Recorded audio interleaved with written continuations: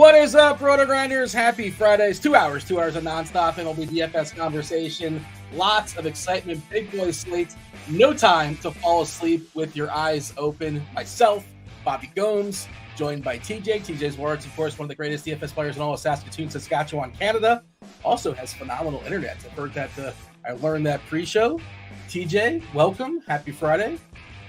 Happy Friday. Happy to be here. A little sleepy. I see you with a little jab at me pre-show. We were talking about,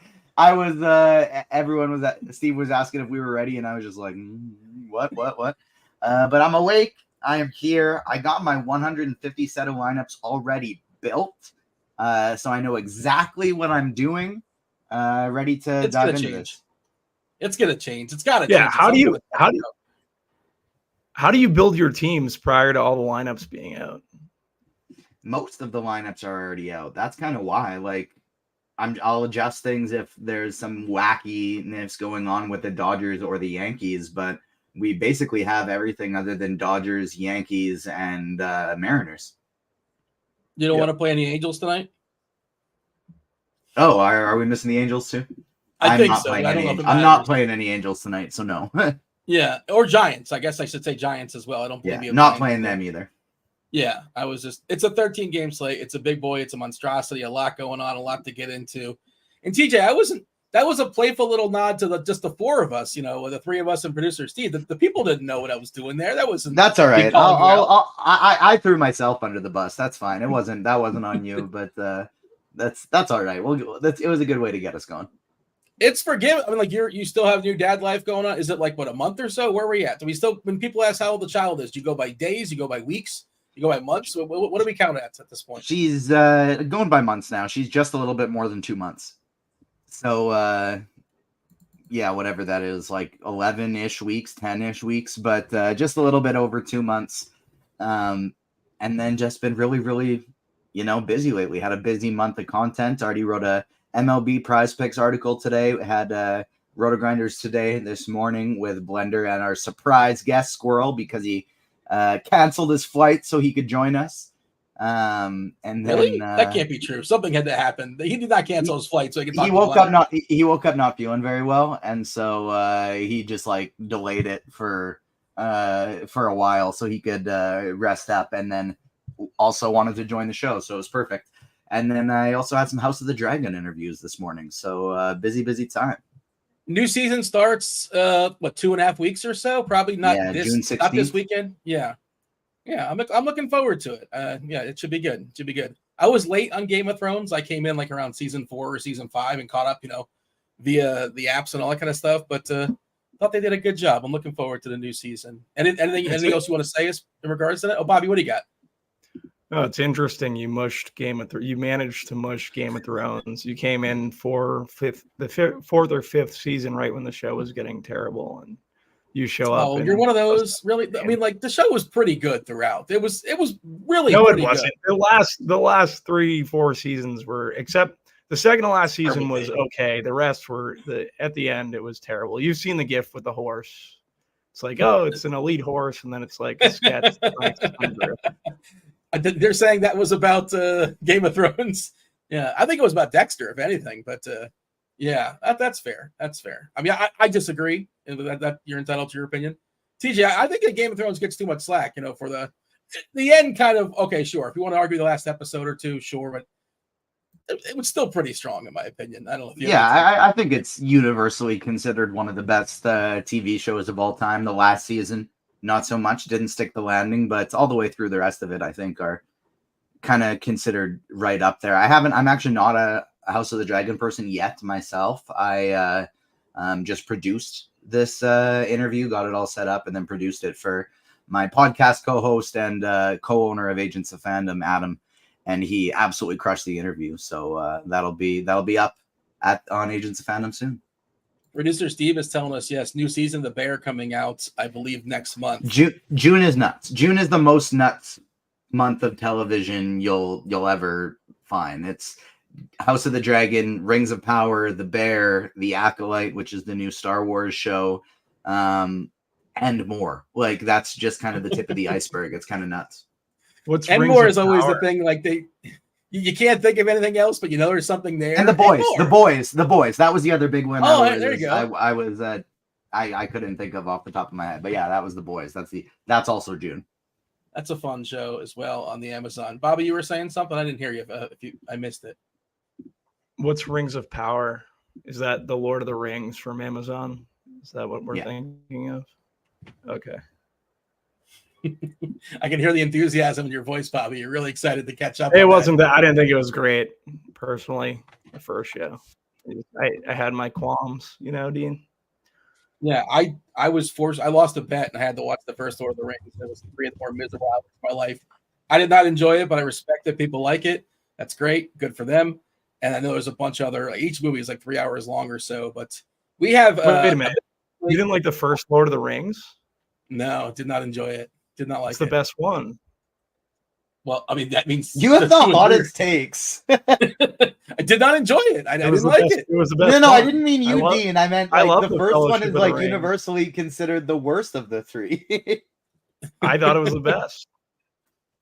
Yeah, isn't the second one the Two Towers? Isn't the one everybody loves? I thought that was terrible. The second one. Well, and the third one, like second and third, both won Oscars and are like 2 of the highest rated movies critically of all time. But I'm also just not a Lord of the Rings guy. Steam, and the publicity was through the roof. I don't know. The Battle of Helm's Deep was good in the second one, but yeah, I don't know. Are you one of those that wasn't as good as the book guys? Did you read the book and it didn't check out? So I read it. Yeah, I thought the books were much better. I knew it. I knew that's what he was. You didn't want to come out as that guy, but I knew that was going on. I like origin stories. Like, it's not an origin story, but the Fellowship of the Ring, you're kind of introduced to Frodo and all that stuff. So, in the Shire. Who's your saying banners? Who's your saying banners mentions? Season 2 of Severance at some point will be coming out. That was a fun show, a thinker also show. Soon, not one of those shows you like can sit there and play with your phone while watching. Don't even bother. Either pay attention or don't watch a reality show or something. All right. Tonight's big boy slate, again, 2 hours until lock, essentially. 13 gamer. We're pretty clean as far as weather. I saw earlier in the day San Diego KC was potentially dicey. Looks like Roth has upgraded it to yellow. He says it's some lingering light rain. I think they likely just play through a few sprinkles. Otherwise, good to go when it comes to weather. Should be no issues there. Today, Free Friday. We'll have producer Steve go ahead and drop the link in chat for the people. Hey, what's up, chat? Hit that like button. Do subscribe. Turn on those notifications so you know when we go live. Free today, you get the underdog fantasy pick as well as the prize pick fantasy pick, the tool that essentially tells you the biggest edges currently on the board according to the current lines. Well, producer Steve, go ahead and drop that in chat for the people. All right. Really strange slate today, TJ. And it's funny, Bobby said, I'm surprised you already know what you're doing. And we'll have that conversation because this slate is very much in the gray. And I don't make my lineups until I get off the show and, figure it out afterwards. I make them by hand. I don't make a ton. I don't make 150. Rarely do I do that unless I'm feeling frisky or I have time or whatever. But I'm very much in the gray. So I'm open to opinions. I can be swayed. I don't think that Walker Buehler is like the greatest chalk in the world in theory, but of course he's at home taking on a terrible Colorado team. He's mostly stretched out. 90 pitches last time out, 91 if we want to get all technical, but it's pretty flat, right? 13 gamer, 26 pitchers throwing baseballs tonight to start games, and 26%. That's the ownership currently. Jose Soriano taking on Seattle. Mostly that's a matchup thing because Seattle will give you a bunch of strikeouts. Ronaldo Lopez has been awesome this year, and he's been lucky too. We can dig into that also, but taking on the terrible Oakland team. Tanner Bybee versus Washington looks pretty good. I think my favorite is Tanner Houck. You could stack the Tanners if you want. Bybee, Houck. I don't think Danny is on this slate, but maybe there's some more Tanners that I'm missing. Dylan Cease, biggest K rate by far. Not even a conversation, but tough matchup in Kansas City. But I think he's really interesting for tournaments. But TJ, yeah, it's really, really condensed. Can you give me the overview? You want to talk overview overall, or you want to go straight to pitchers? It's a dealer's choice. Let's do, I guess, I'll start with overview. One of the reasons to kind of touch on Bobby's earlier point that I found it a bit easier today to make lineups earlier is because I find that there's so many pitchers I want to play that I'm going to try and narrow down my stacks as much as possible. And so I was trying to X out quite a few teams today, and so that allowed me to not have to wait for a full set of lineups. The only ones that I really care about still are the Mariners, the Dodgers, and the Yankees. So I will 100% adjust if those lineups are wonky. If they're about what we project, I'll be good to go. But also want to say for Spidey Bomb at 50 likes, so get the likes up there. I got lots of Spidey Bombs ready for the people today, so let's try and get to as many likes as we can. And then in terms of the pitchers, I don't know. It might be a fun day to play the feud because like my pool at pitchers is maybe the biggest it's been all season. 10, 11, 12. How many we got? 7, 8, 9, 10, 11, 12. And I don't think I've had like 10 is probably the most I've had all year.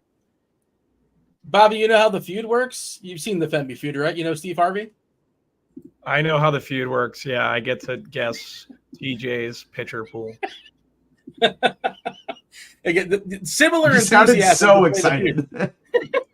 I don't know if you showed more or less enthusiasm on that or talking about Game of Thrones and Lord of the Rings, but maybe we can play some feud. Before you do that, though, Bobby, I want your overview. And you feel free to bring in the stacks. We'll talk about stacks later. And teams, you know, the biggest offense today, the clear and obvious offense today is the Dodgers. They have a team total close to 6. I believe it's 5.74. You know, they're at home, not the greatest hitting ballpark, but they're taking on possibly one of the worst pitchers on the slate. Otherwise, you know, the Braves, despite the fact they have been gutless, it turns out they're not as good without Ronald Acuna. Like, nobody saw that coming. But they've been underachieving, but they have a good matchup. They're in Atlanta, good ballpark. Sears, certainly somebody that's worth picking on. Both the Rhys Hoskins is back tonight. Oh, I didn't know that was coming. All right, cool. Good to see Rhys Hoskins back. The Texas-Miami game is oddly interesting to me, which is just weird just because I think two of the more vulnerable pitchers and some cheap prices as well. Sixto Sanchez, pretty horrific. And on the other side, Urania, who has been better this year. We'll give him that. But overall, like, there's not a lot of like clear and obvious offensive spots. Even the Yankees have a 4 flat Yankees, which is like, what has that been the case this season? That's what San Francisco will do to you, that ballpark. But what do you have, Bobby? Give me your overview, your screenshot. Yeah, so I think at pitching ownership's going to be relatively spread out, but I do think on a 13-game slate, like I'd rather condense my bats, and I see a lot of ownership going to Soriano, going to Buehler. Yeah, so for me, just looking from a like Jose Soriano, I feel like he's gonna be the guy that's gonna get steamed up the most probably prior to lock. So I'm kind of fine with Buehler. But you mentioned the Marlins game. Like, I think that third base is a relatively weak position today. And I just know that you're thinking about Berger to put in your cash game teams at third base. So for me, I'm looking for offenses with good third base. Jake Berger, yeah, to put in at third base. So I'm looking for offenses like Devers, Machado, guys that at the third base position offer me upside. From getting away from the chalk of Jake Berger, because I don't know if I want to play him even against Urena. Because you just fall into that same kind of roster construction, pay down at pitcher, and then for me, like, I'm paying down a pitcher and my offenses are going to be condensed, but I'm definitely staying away from condensed chalk. And I think that we're going to see some of that within like the construction of teams today. So Soriano, I X'd, going to X Berger, make sure I have some of these high upside third basemen. Playing the Dodgers. I'm not playing the Dodgers as a full. I'm playing them as a 3-man. Their team total went down a little bit. So I don't know, just going to try to get different in terms of offenses, but be condensed at the same time. I'm with my offenses. It's still the highest on the board, right? I mean, what did it go down from what to what? I think it's 5-7 last I saw. For still the highest on the board. I'll have a Dodger on every team. Like, I'm playing 150. I'm going to have a Dodger in every team, but I just don't think that I'm going to play them as a full stack. Yeah, 2 lefties in that Colorado bullpen. Beeks has pitched 2 out of the last 4 days, but not yesterday. The other one is Josh Rogers, who was the long man on Monday. I don't know if he's available. He threw 71 pitches on Monday. Maybe he is, maybe he isn't. But like the Dodgers with their pinch hit stuff and Colorado not that left-handed, I feel a little better about their guys not getting pinch hit for. We'll see what the lineup is, right? I assume Jason Hayward's going to be in there. I assume Gavin Lux is going to be in there. Those guys are cheap, but again, if they bring in the lefty and the situation matters, they probably come out, but not sure There's only so many lefties that are coming out of that bullpen there for Colorado. Do we want to play the feud? By the way, in chat, somebody said that Bobby's bringing the energy of Aubrey Plaza, circa Parks and Rec, which is a pretty funny. Are you a Parks and Rec guy, Bobby? You know Aubrey Plaza. I'm sure you're aware of her, yes? April Ludwig? I'm not a Parks and Rec guy, Dean. Put it on the list. It's a fun show. It's so good. The tricky part with recommending that show, TJ, maybe you can vouch for this. Like the first season wasn't very good. It was fine. It's fine. It wasn't terrible. Yeah, it's fine. And then you add Adam Scott, and then you add Rob Lowe, and it becomes one of the best sitcoms ever. You got to get the city planner out. You got to kick the city planner off the show. I don't know what he's doing these days. I hope things are well for him. But it's kind of a slog. It's not bad though. It's not bad. It's just not elite. But yeah, once we get to literally, we get the cast gets upgraded and the show kind of hits its stride. Season 2, season 3, season 4.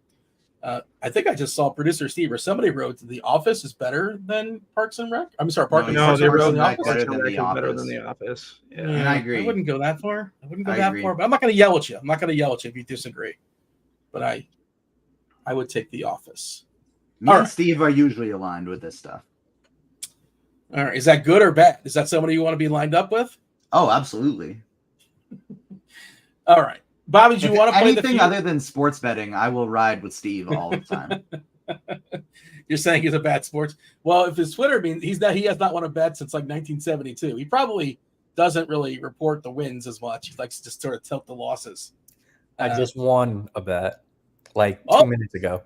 What'd you win? The Reds up two runs, early cash bet. It's funny. I had the under in this game, under 8.5, and it's currently 8 runs with 2 guys on bottom of the ninth. No. So I live bet the over 7.5. So right now we're middling it. Can we just stop the game at 5-3? So we're going to push at worst case scenario. But we need Diaz to close this out here for the Reds unscathed. Nobody cares about my bets. Let's play the feud. Let's play the feud with TJ. You said 12 names, TJ. Now, sometimes you do the old switcheroo in the middle of the game. You start, now it's 11 guys, or now it's 9. You're not going to change. Well, yeah, but I tell you who it is, and you don't get faulted for it. Like, it's just it's not like that negatively impacts you. Okay, fair enough. But I can't keep up. I can't count. I can only count so high. It's tough to doing the show as is. It's tough when you're Bobby, UCF. This is true. I'm getting it. I'm getting excited a little bit for the. I saw that it was released today. There's some footage for it's making a comeback. NCAA. You guys care for such things on the PlayStation? Yeah, I'll play it. Who's your college team? Do you have a college team, TJ? It's Duke, but not really for football. Yeah. All right. we'll have to meet somewhere on the interwebs in like 6 months or so. Actually, it's just a few months away, right? Coming out soon. Okay, Bobby, I'm going to yield. I'm going to let you go first. Let's play the feud. Let's go ahead and let's pick off some pitchers that are in TJ's pool. It's now, what's the official number? 11, 12? Where are we at, TJ? 12. Okay, so 14 are not in the pool. So you could just name a name and almost a 50% chance that they are in TJ's pool. Go ahead, Bobby. Who's in TJ's pool? Jose Soriano, TJ. And you're saying he's a chalk donkey for doing that because you're saying it's a bad idea to play him, right, Bobby? Yeah, that's a terrible play in 150. Yeah, not a good play. Couldn't disagree more. When you're facing a team with the highest strikeout upside on the slate, it seems like a terrible idea to. But you have 15 pitchers in your pool. No, I have 12. So how high are you going to play him in terms of your exposure? 30%, still more than his percentage of ownership. He's going to get higher than that. You think so? Maybe. It's a huge slate, though. I think it's going to be tough to get higher. He doesn't really have like a name recognition, though. He's fine, but he's not a name that kind of pops. We currently have him at 23% for what it's worth. I could see him getting to 30. I don't see him exceeding that in large field stuff. Maybe you're on top of this, Bobby. Have you seen him higher owned around the industry? I'm just saying, shopped around. Last week when we talked about Waldron and you and Tim didn't want to play him in chalk and he came out, he was like 44% or whatever. You guys didn't think he was a cash game pitcher. He's the obvious cash game pitcher. Don usually saying he's going to be at least 28%. Yeah, this is our ownership as of a half hour ago. This stuff gets more refined the closer we get to lock. And I guess he's kind of in his own tier, right? It's 7.3 on DK. He's like 1K plus cheaper than everybody else. I guess the pivot off him is Tobias Myers. Maybe that's like the 11th or 12th picture. Oh, that's a you're going to like, Bobby, right? You want to give that pitch and just tell us why we're considering Tobias Myers. Because he's a pivot off of Soriano. Strikeout numbers have been up. Just versus the White Sox, right? Like I don't mind Myers. The price tag, obviously, at 6.9, it's going to differentiate you. Everyone's going to want to pay up for bats. Everyone's going to do it through a Soriano roster construction, and you just pivot down to Myers. So our samples aren't huge on Myers. Just 46 righties, 51 lefties, but it is interesting to see the K split. 30% strikeouts versus righties, 17% versus lefties. So you want to see a lot of righties. We got 1, 2, 3, 4, 5, 6 righties. And 3 of those 6 are DeYoung at 35%, Mendick at 34%, Maldonado at 38%. Now there's 7, 8, 9, but you should get them twice. Okay. I think he's interesting. Now, do you want to propose Myers being in TJ's pool? Do you want to use that as a potential? I think Myers is in TJ's pool. He should be. I think he should be. I think Myers is in TJ's pool. Yeah, he has 12 pitchers. Ding, ding, ding. Myers is my highest owned. I have 30% Myers, 29% Soriano. For all those reasons, anything you want to elaborate on? You're taking a big stand against those two, between the two, right? 30, 29. Well, they're my 2 favorite pitchers. They're my 2 favorite pitchers. I want to load up on the cheapie guys. Okay. But for what it's worth, like I have Seattle as my 4th highest owned stack on the slate. I'm playing a ton of Soriano, and I'm also stacking against them a ton. But with the potential strikeout upside for Seattle, I don't want to. I want to make sure I have a piece of him for if he strikes out 8 or 9 guys today. For what it's worth, I think he's going to be about 28, 29%. That's what my plan was to be around at the field. But the bat has him projected for 18% ownership right now. Yeah, I think he gets steamed up. I have a question. Who would you rather fade, Buehler or Soriano? Buehler. Interesting. Higher priced and extreme hitters umpire, slight edge to rather fade Buehler there. Does Soriano have the EP? Soriano doesn't have one listed right now. Interesting that Buehler has the extreme hitters umpire. So for me, like if Soriano gets an EP or a pitcher's umpire, I'd probably X Buehler and throw in Soriano. I saw somebody in chat was talking about Myers and his 2.42 homers per 9, and that's too many, obviously. Can't really stick around the league that long if that's what you're going to do. But also, it's just 22 innings, so you're having fun with sample sizes. He's been a fly ball pitcher. It's 20.7 homer on the fly ball as far as the ratio. League average is about half that, 10, 11%. So probably a little bit of a correction there. And he's also facing the White Sox. I assume he's not going to give up 2.5 homers per 9 going forward. So, okay, I hear you. But, he might give up a homer today. Did he have a play at the plate? Is that what happened here? Yeah. Cubs, Reds, 5-4, bottom of the 9th. Man on third, 2 outs with Bellinger. If you care, my bets split. All right.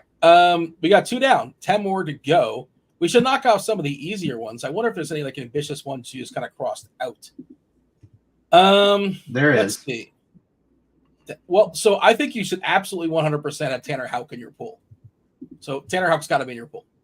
As it stands right now, Tanner Houck is my 3rd highest owned pitcher behind the 2 that we've already mentioned. So you've knocked the 3 highest owned off the bat right off the board. By the way, shout out to Keith and I believe Brant as well. They both wrote up Tanner Houck today for today's squad ride.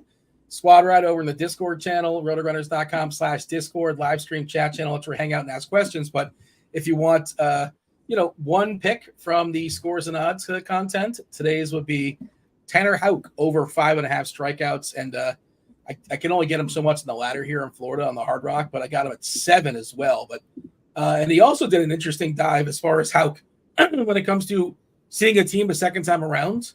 The second time around, his strikeouts were not as thorough, but maybe that's why. Maybe there's a couple of hidden strikeouts there for Houck as well. Taking in a Detroit team that's not very good, and they will strike out a fair bit. They struck out 8 times in the first 3 innings yesterday. I'm pulling up the old plate IQ. I want to see the lineup specifically today, but I'm pretty sure it's a strikeout heavy lineup because it typically is. Let's see. What do we have here? Well, actually, not as much, 21.8%. But you got Riley Green at the top at 27 and Vierling at 23%. Badu 25. Urshela bringing it down to 10%. Kelly at 21. McKinstry 29.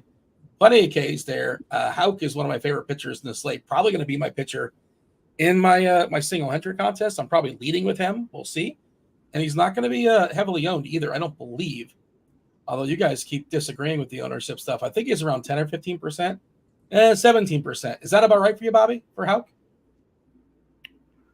Yeah, I think around 10 or 15%. What do we have him on? The bat has him at 14.64, round up to 15. Yeah, I think that's fine. I do like Detroit minis a little bit, but I also like Houck. So Houck being in the pool is perfectly fine. We got him at 17%. Let's keep this going. Let's knock it out. We have a whole 12 to knock out. We have 3 already off the board. Let's keep this going. Who else is in TJ's pool, Bobby? Renato Lopez.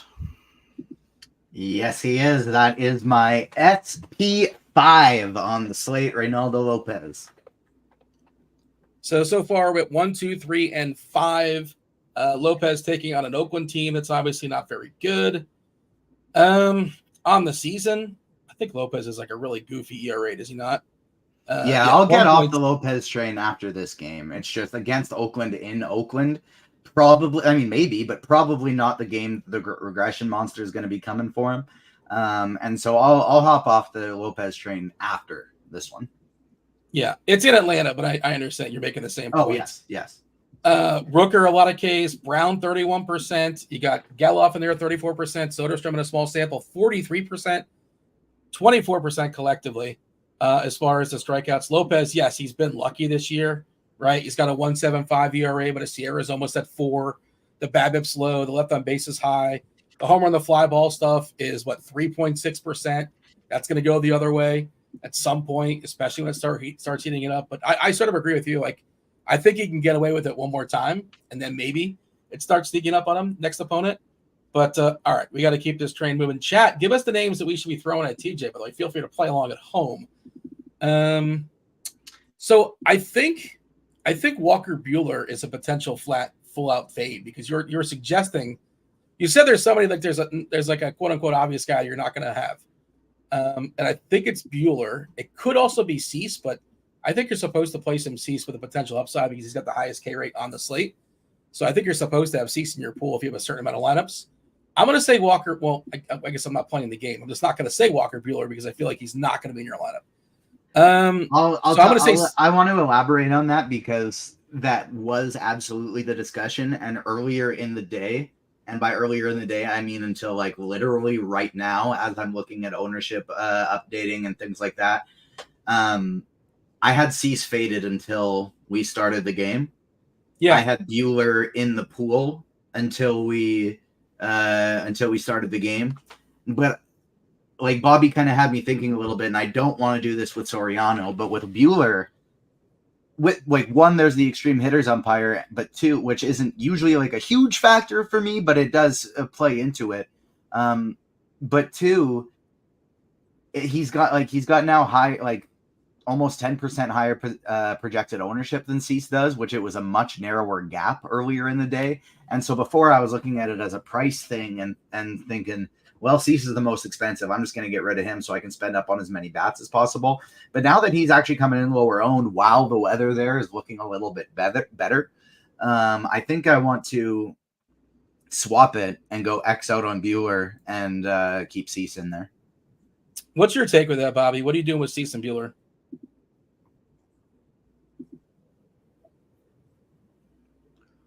Yeah, so similar to TJ when we were talking it over, I moved Soriano back in and then basically went to X Buehler because for the same thought process that TJ had, and I've had Cease in my pool the entire day. So I was either Xing one of Soriano or Buehler, and now it seems like it's going to be Buehler. By the way, we mentioned the umpires. We have two extremes today. One extreme hitters umpire today for Buehler and Hudson. One extreme pitchers umpire today. That would be Bill Miller for Patrick Corbin and Tanner Bybee, who is in TJ's pool. Tanner Bybee, that is, not Patrick Corbin. Yeah, Bybee is in the pool, absolutely. He's got the extreme pitching umpire. He is my SP4. We have knocked 1, 2, 3, 4, 5 off the list. And then Cease, I don't actually know where he's going to be yet because he wasn't in my last build. But Cease is in there. And then, Bybee is my number 4 behind Soriano, Houck, and Myers. Are we pitching? We're pitching a perfect game right now, I think, right? We're not supposed to talk about it, but I believe we should acknowledge it at least, right? We are pitching a perfect game. You are, and I also pitched a perfect game with Shota Imanaga on MLB The Show right before this show. Why is he on? You're not the Blue Jays? It's Diamond Dynasty stuff and the new challenge stuff, new programs just came out today. And one of them, because Shota Imanaga was the player of the month or the week, whatever it was on the last one, and he was like the top guy. Part of the challenges is like racking up strikeouts and experience points with him. Don't your pitchers get gassed out like in the 5th or 6th inning? How do they have anything left there in the 9th?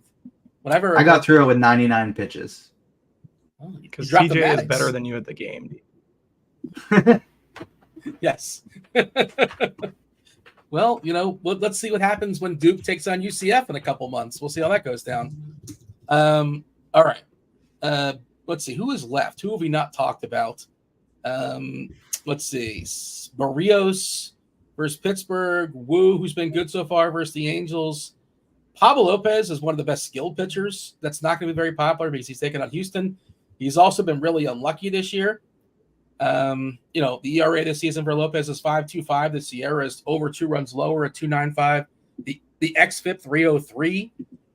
Just been unlucky as far across the board for Lopez. His BABIP is over 300. The left on base is 63%. I think you can have Lopez in the pool. I'm probably not, just because I'm not making enough lineups, but I want to throw Lopez out there. TJ's Pablo Lopez in your pool. Pablo Lopez is not in my pool. He is one of the guys X'd out today. Okay. Just, you don't want to mess with Houston? He's too expensive? Don't want to mess with Houston. A little bit expensive. And I just don't really trust him right now. I want to see him do it first before, and preferably not against a team like Houston. I mean, obviously, if he does it, great. But I don't want to take the shot when he's been pitching so poorly, even if most of the underlying numbers look better, against a team like Houston at 9K when there's so many pitchers I want to pitch. He got the short end of the stick for me just because, like, I got to X somebody. Yeah, Izzy in chat says I mushed it by talking about it, and there you go. I guess I did mush it after all. Bobby, jump in here. Get us back on track. Yeah, I actually strongly agree with TJ on Xing Pablo Lopez. I want to get TJ's take on one Jose Barrios because I never like pitching Jose Barrios, but I think he's in consideration. I'm guessing he's in the pool, but if he's not, then it'll give me an inclination on whether he should be in my pool or not. He is in the pool just because the only 2 bats in that lineup I'm really worried about are Reynolds and Cruz. Even though Barrios hasn't really been striking out righties this year, he's in there, but would probably be the next guy I cut if I was cutting anybody. Like, he'd be the next guy that I X'd out. But he's predicted for 12%. I'm probably going to have about 10%. Okay. Yeah, 15% strikeouts versus righties this year is not spectacular. 25% versus lefties, and what's the split here? We got 1, 2, 3, 4 righties, 5 lefties for what it's worth.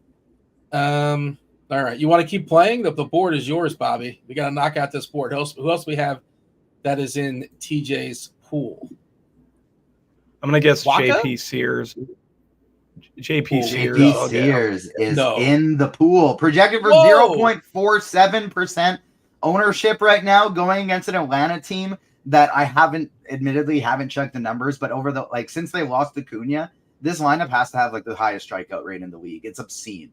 They're just giving up Ks all over the place. I got me some cheap JP Sears at 0 ownership. We can do last. Dean would never pick JP Sears on his one team. Never. Not in the context. The slate is too big. Yeah. I weirdly have a soft spot for JP Sears and Paul Blackburn. I don't know why, but I've won some money with those two guys, and I like the potential upside against Atlanta, especially with Atlanta being one of the higher owned stacks on the slate. I mean, he's got a 16% strikeout rate. I don't know what the upside is for JP Sears. Because it's going to be better sometimes. It's going to be 18% sometimes, which still stinks. I know he's cheap, and I guess and the Atlanta they've shown signs of being gutless. Okay. But, and I know I've been stubborn playing the Braves and just losing money, burning money on them, but I think eventually they're going to come to life. I do too, and so I the Braves are my highest owned stack, and that's why I also have some JP Sears. By the way, just for your Brave stack, Miller probably not available tonight. Mason Miller, did he pitch 2 innings yesterday? Was that yesterday? I meant to go through that.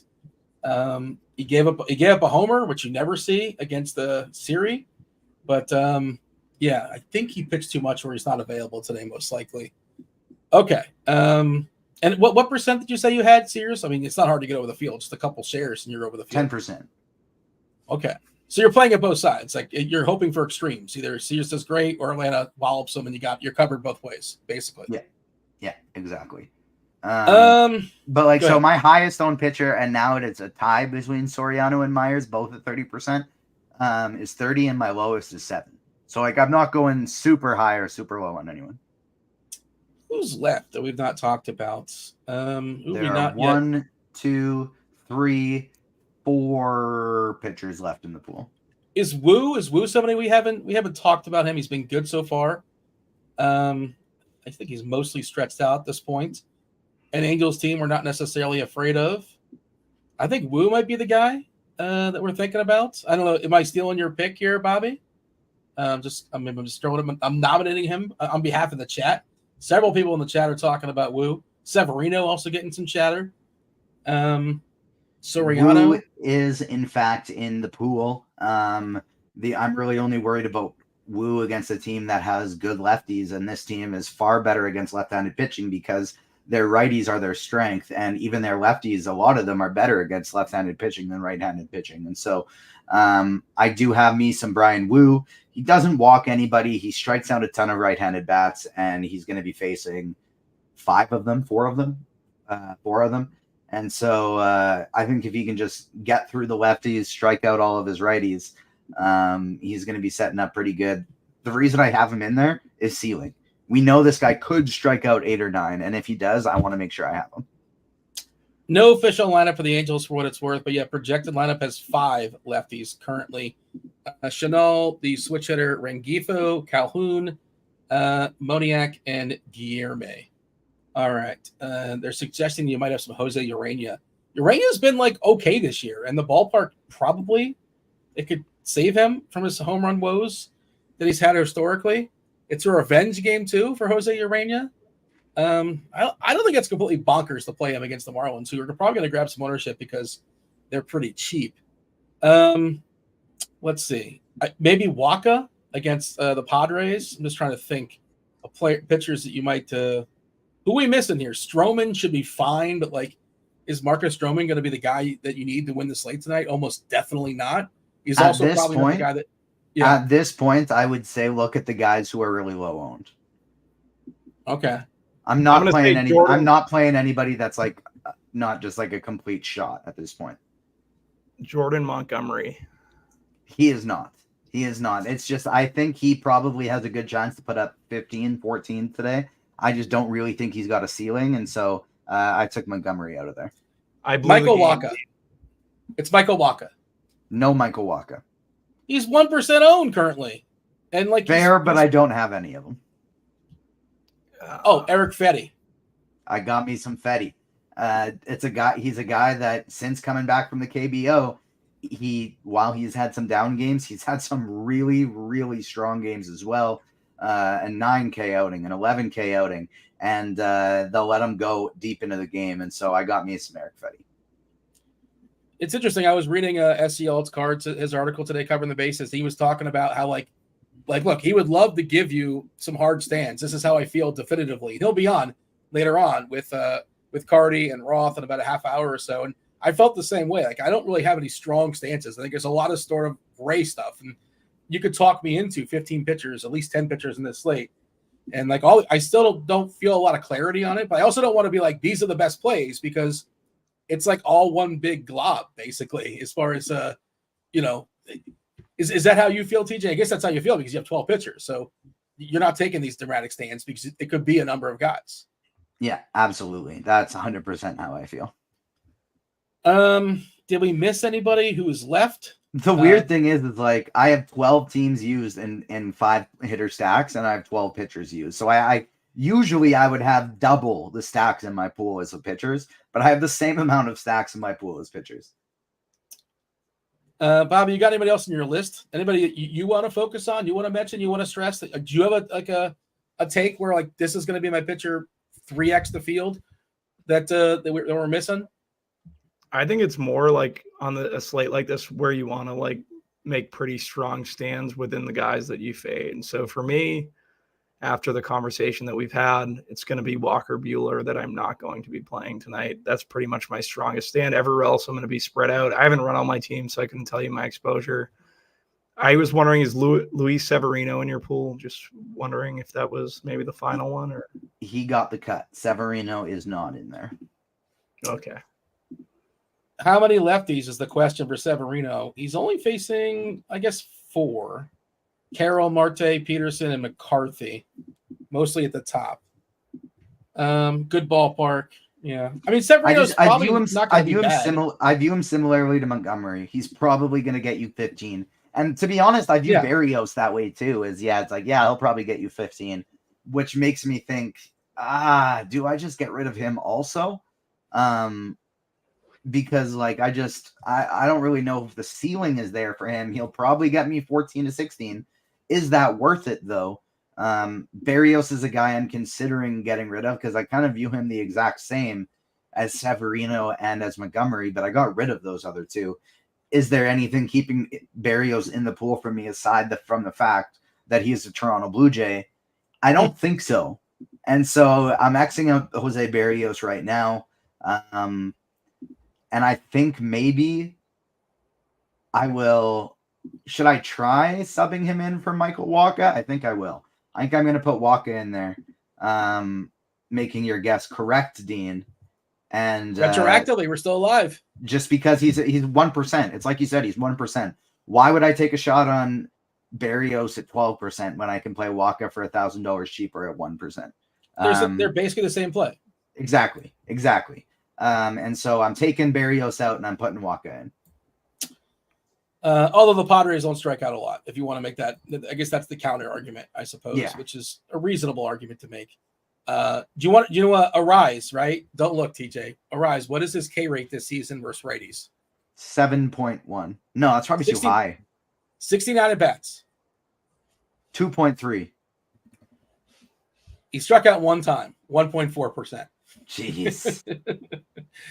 I saw the dumbest tweet, and I assume they were being, I don't know if they're being genuine or not, but I saw a tweet that said, if Luis Arise wins a batting title 3 straight years in a row for 3 different teams, is he a Hall of Famer? And it was like the MLB Network, and I'm like, what? Like, this is the dumbest thing I've ever seen in my life. He's also a terrible fielder. Should we even talk about that? No. 3 years of being, just because you're a 300 hitter doesn't mean you're better than the 270 hitter. Like, we're past this, right? Like, my friend who hasn't watched baseball in 15 years might think that, but I feel like we've evolved to thinking like maybe 270 actually is better than 300 when the 270 turns into homers as opposed to singles. Just a thought, but terrible tweet. It wasn't Bobby's. I know you guys were thinking because Bobby's known to do his engagement farming. It was not Bobby engagement farming. Final thoughts here as far as pitchers. Do we knock out all your pitchers, TJ, in the pool? There are, I believe, 2 left. Urena's one of them. Yeah, it is. He's not. Oh. He makes sense from a GBP perspective, just because guys like he Dean does are going to play all the too, fair. which is like, I don't. It's so hard with pitcher. I have like, this is what I want to do with stacks, and I know I want Soriano and Houck and Bybee and Myers as my top 4 owned people. They would be the 4 I'd be probably the only 4 I'd play if I was doing a 3 entry max. But like, yeah, I guess like Jose Urena would maybe be in consideration, but no, I'm not playing him just because I don't think there's any chance he gets like 20. I think Sears could do it. I think this other guy that I have in my pool that's unnamed, fairly cheap, I think he could, even though it's very unlikely, do it. And then there's one other. Yeah, that's it. I have Maeda in the pool. And just because like I think the downside is a lot lower than Urena, but I think the upside is a lot higher. Another former Blue Jay. Is that I think that's a really here? good take. Was Maeda a Blue Jay? I don't even remember that. Was he not a Blue Jay? No, he I wasn't don't think so. No, I'm wrong. Never mind. I don't know if I could make that move, but I think that's actually a really good take with how the Red Sox are going to basically be everyone's. Like, I feel like it's between the Red Sox and the Marlins. Everyone's going to play the cheapies on the Red Sox over cheapies on the Marlins. So I don't know. It could make a lot of sense in tournaments. One of the two, I guess. But I understand. I feel like your take is probably better for the ceiling. Did we get an Angels lineup, or they're just kind of messing around with the projections? Yeah, so we did get an Angels lineup. Adele's not in there for the record, which is surprising. Why wouldn't Adele be in the lineup against Wu, which is good and bad, right? Because you want him for strikeouts, but he might also hit a homer against you if you're thinking about rostering Wu.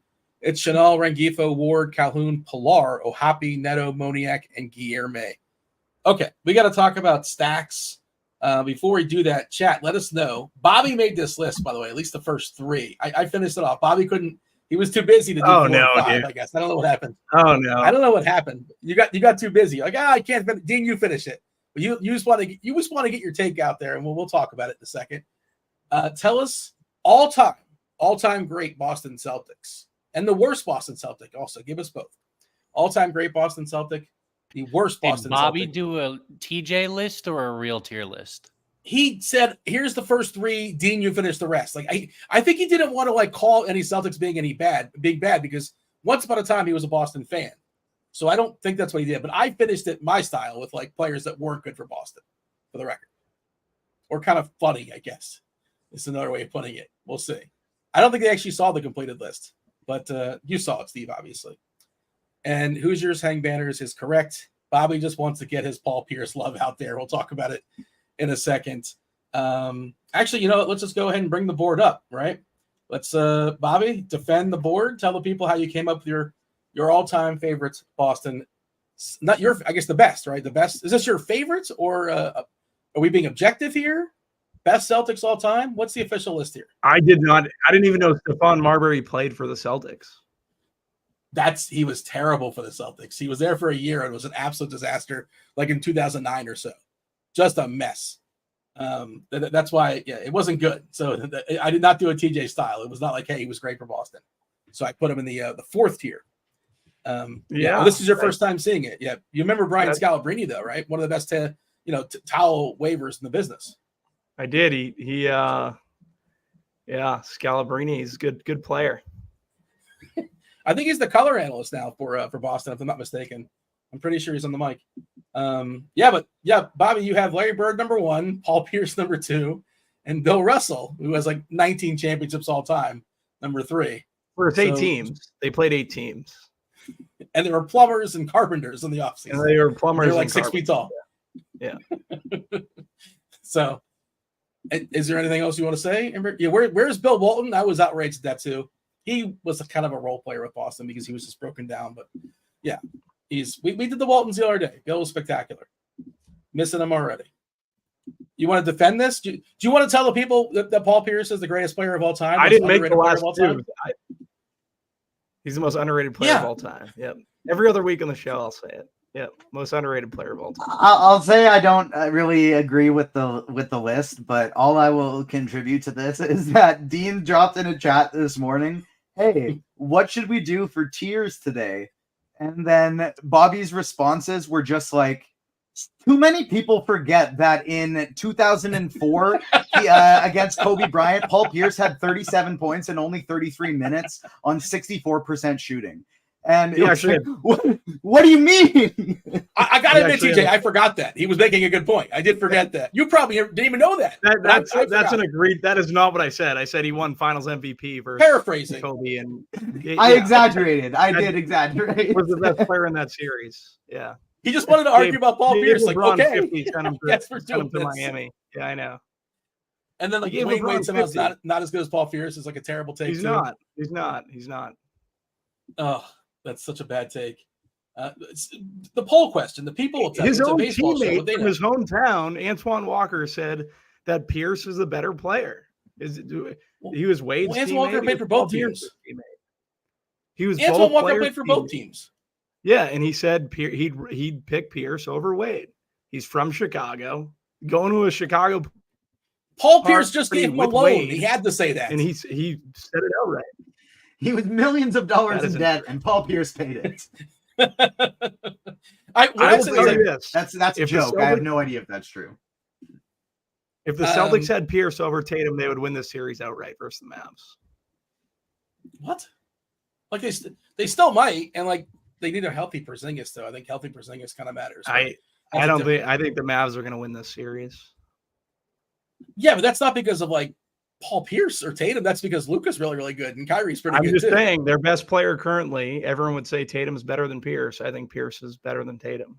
I need a closer at the end of games, Dean. I need someone to hit their shots. I don't need to be relying on your Derek White is going to carry them. If they win, it's going to be on the back of Derek White. It's not going to be on the back of Jaylen Brown or Jason Tatum. I mean, Tatum is having statistically one of the best playoffs ever.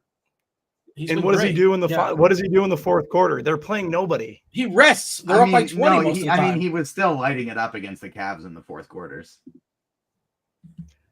And in versus Indiana, what did he shoot in the fifth game? He was like 0 for 5 from 3.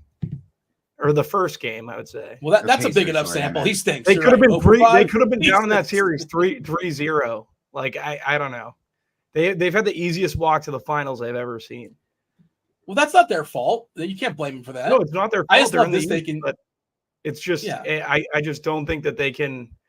I don't know. You have guys like Kyrie and Luka who are proven closers. Like, yeah, collectively the Celtics have the better team by far, but when it gets in the tight games in the playoffs, it'll come down to who makes the baskets within the last 2 minutes. And I trust Luka and Kyrie more than I trust any of the Celtics.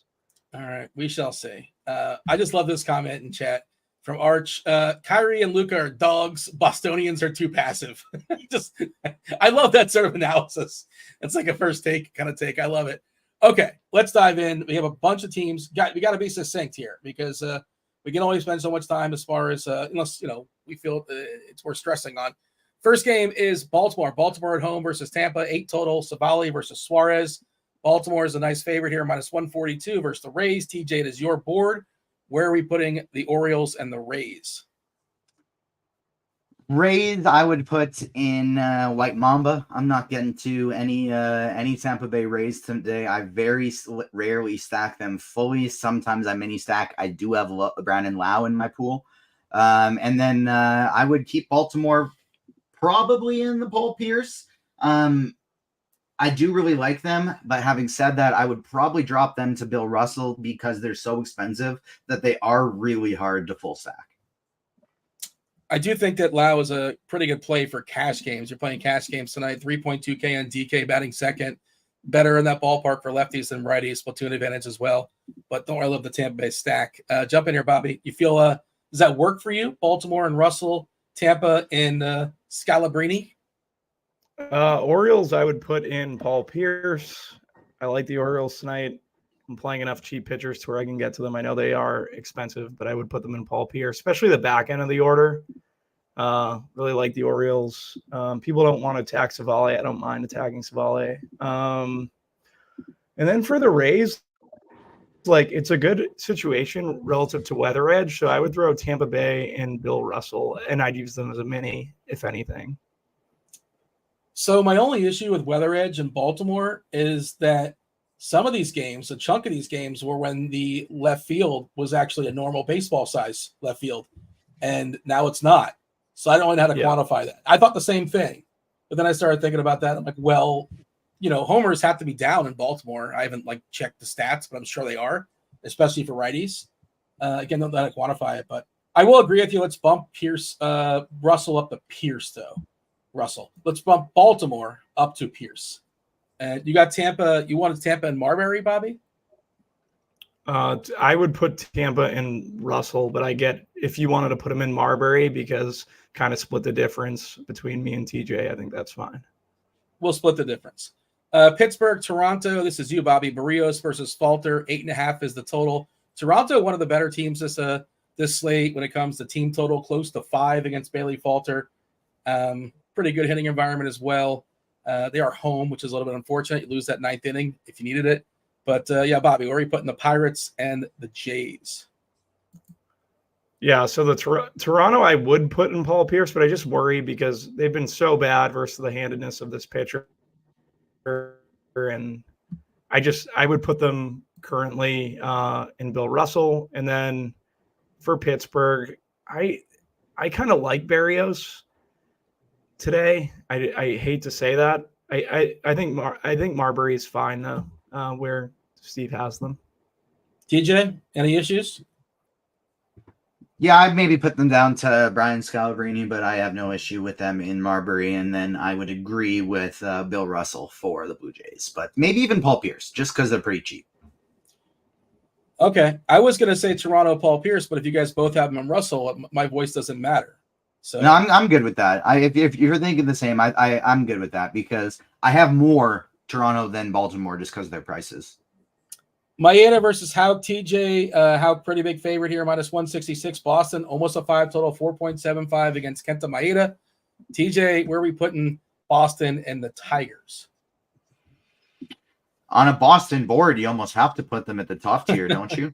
I am getting to a lot of Boston. They're nice and cheap. Not projected for all that much ownership outside of Connor Wong. I really don't think we're going to have to worry about ownership almost at all on this slate.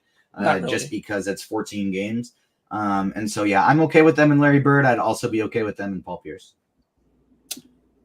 All right. So Boston, we have in Larry Bird. Detroit, we got a Marbury. Any issues there, Bobby? Oh, Detroit, I'd put probably in Scalabrine. No, I like Boston. I like Boston in the Larry Bird category. Devers, Duran, Abreu, Wong, David Hamilton. I think they're all guys that you can put in your lineups and be pretty confident about. I want O'Neill. I want Tyler O'Neill. He's hurt, obviously, but I just like his upside. So I have Boston and Bird, and I think Detroit and Marbury is fine because I do think you can play some of these one-offs from Detroit. Weather Edge likes this game, so I just think that you can go to guys like Riley Green. Who else was in that Detroit lineup? I just want to pull up what I was. Wow, this isn't a great lineup. Back. I still think that they're fine. Not great. Cole Keith is cheap. Canna, Cole Keith. I think they're fine. Mainly, Wenzel Perez is he's very ground ball. Tanner Houck's gonna throw get a ton of ground balls. You want the fly ball guys, pretty much, I would say, but there aren't many in this lineup. I don't know. I have them there, but Canna, Urshela, Colt Keith, McKinstry, I think are fine. Bobby, don't go anywhere. You are up next. Next game for you is Washington. Washington taking on Cleveland. 7.5 is the total. Cleveland about a 4.5 team total versus Patrick Corbin. We do have a really strong pitchers umpire for what it's worth. They can only do so much to save Patrick Corbin these days. Bybee, massive favorite, minus 235. Washington, less than a 3 total. Where do we have Cleveland and Washington, Bobby? Cleveland, Larry Bird. They got Quan back, Jose Ramirez. Just obviously Naylor, just the main guys on Cleveland. I think Cleveland's an offense that on a slate like this they probably should be higher owned, and just because all the ownership's going to be spread out, they're an easy team to get over on. Like I said, I like Jose Ramirez at third base. I think third base is the weakest position on the slate. So if you have a guy like Devers or Jose Ramirez, you're doing something right in your lineups tonight, I would imagine. In terms of Washington, I would have Washington and Stephon Marbury. Just thinking through, like, I like cheapies like Eddie Rosario that no one ever plays, and he's in the 6 hole. I know BB is the chalk pitcher. They have an extreme pitcher's umpire, but there are one-offs that I think you get to. Lane Thomas has been on fire. So I wouldn't put them all the way down there, but in the second to last tier is fine. They also run like crazy. I meant to check and see how vulnerable Bybee is to stolen bases. He's probably pretty good. But let me just check that. I'll throw it to TJ in a second. Also wanted to mention, it's kind of like goofy small sample stuff, but David Fry in 31 at-bats is a 565 ISO versus lefties, a 635 WOBA. Again, kind of goofy small sample stuff, but he has been just smashing, annihilating, pummeling left-handers. TJ, what do you got here? Sorry, I just had something pop up. That's why I had to stare at my phone there. We are at Cleveland and Washington, correct? Yes, sir. If you have no issues, we can move on. No. I'd probably bump Cleveland down a little bit, but I don't mind that. I only have I have them in kind of like a Bill Russell tier in terms of my ownership, but I agree with everything Bobby said, and so that kind of makes me feel like I don't actually want them in Bill Russell where I have them owned right now, and I would prefer them higher, and I need to make an adjustment more than anything else. Bobby, by the way, 3 stolen bases this year allowed in 58 innings. Last year, 9 stolen bases in 142, so 12 in total in 200 innings. If you were curious. We're on Cleveland, I promised the people the first Spidey Bum at 50 likes, and we're already at 75, and we didn't do it. So I got 2 Spidey Bums for the people, and then as soon as we get over 100 likes, I got a third one. If we can get up to 125 before crunch time gets here, I even got a 4th for the people. The first one was actually guessed by chat, but plus 400 for Corey Seager today. I don't care what pitcher he's facing, what park he's in. It's a tough park, but he gets Sixto Sanchez, who's striking out single-digit lefties. I love Corey Seager today. I got him to hit a home run as Spidey Bum 1. Number 2, since we're on Cleveland, it's David Fry as Spidey Bum number 2 today. Absolutely love him anytime he's facing the lefty. You can get him for plus 575. An absolute great home run bet today, in my opinion. TJ, did you do some house cleaning or something? Normally, Spidey's hanging out right behind you, like on a couch of some sort. Is he just the camera's moved a little bit, actually. He's like, so you see there's a dog there, there's a little Batman there. Spidey's just beside him. There you go. Oh, nicely done. A Friday bomb. That's nice. I like that. Oh, Friday bomb. I like it. That's a good call. We got to pick up the pace here, boys. Lots of games. Crunch time coming in around 10, 15 minutes or so. So let's just try to be a little bit more efficient. I do love the details, though. Texas, Miami, this is you, TJ. 8.5 is the total. Miami is a slight dog here. Urania versus Sixto Sanchez. Theoretically, typically, we kind of ignore Miami at home when it comes to offense, but this game is going to attract some offense, I believe, especially the Texas side. Where are you at, TJ? Texas, I got in Larry Bird. They were my highest owned stack in all my previous bills before Atlanta had recently passed them. And then actually, no, in this new build, Texas is my number 1 stack on the board again. So ballpark sucks. I don't care. Sixto Sanchez has been terrible. I'm loading up on Texas today. They're my top stack. Miami, Scalabrini, I got none of them. I am fully fading Miami today. I think they're in a bad spot, but they're also picking up some ownership. Sanchez, the lowest K rate on this slate, 11.6%, like you alluded to there, TJ. Gives up too many hard hits. The Sierra, I believe, is a second highest Sierra over 5. The ERA is at 6.25, so it's not really that he's been unlucky. He's just been bad. Texas, Miami, any issues here, Bobby, as far as the board? No issues. I thought TJ's analysis was very good. All right. So give me equally as strong analysis, Bobby, for Arizona and the Mets. Severino versus Montgomery. 7.5 is the total. Alonso back in there. X-rays were negative, so he's good to go. Slight favorite here for the Mets. Low total, bad ballpark for offense. D-backs, Mets. Steve got it. Bill Russell for both teams. I do think I'd prefer Arizona to the Mets, even though I think the industry is probably on the other side. But the fact that Severino's getting all those lefties at the top of the order, Carroll, Marte, I think that could cause some issues. I do worry about the ballpark, but Bill Russell's fine for both teams. I like a first inning run scored. That's a random bet that people do. Somebody's going to score either one side or the other. We'll get a run scored in this game in the first inning. TJ, Arizona or the Mets? I'm fine with them there. I don't have much of either of them, but I have no issue with them there either. Oakland, like Atlanta. I said, just like my top 2 tiers today are basically going to be like the only teams I'm full stacking. Yeah, that works. Oakland against Atlanta. We kind of talked about this one. TJ, you kind of talked about both sides. The Sears, if you're going to take a chance on a cheapy pitcher, maybe. Atlanta, of course, has a big total, but they've been scuffling of late. They're without Acuna, but still they have a total above 5. They're facing Sears. This is your board, TJ. Braves, Athletics. Braves, Larry Bird for me, getting into a lot of Braves, but I also like some Sears against them. I think the ceiling is high, but I think the floor is pretty low. I'm okay with them in Paul Pierce. I'd probably put them Larry Bird. A's, Brian Scalabrine. Yeah. Bobby, we got Oakland all the way down at the bottom. We're putting Atlanta all the way at the top. Any issues with that?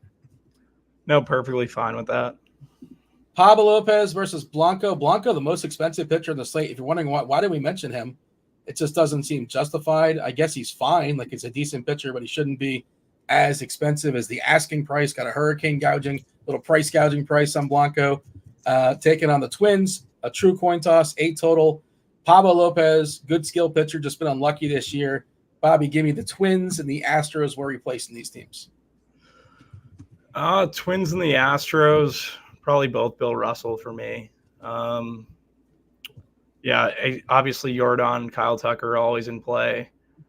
Relative to the Twins, though, I don't know what I like. They would just be kind of middle of the pack, and I don't think I'm getting to many currently. What about yourself, TJ? I don't know what to do with this game. I think it's perfectly placed there. I like them both a lot more as mini stacks than full stacks. Kyle Tucker, I think, is one of the best individual plays on the slate.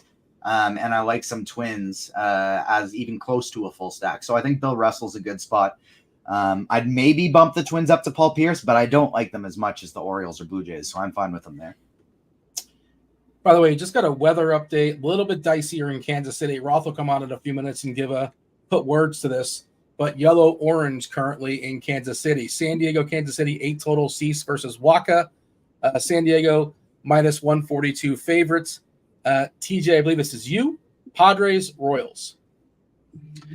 Padres, I have in the Scalabrini or maybe the Marbury. I'm not getting any Padres today. And then Royals, just because they've shown immense upside with power and speed all year. I would bump them to Bill Russell or maybe even Paul Pierce for the Royals today for me.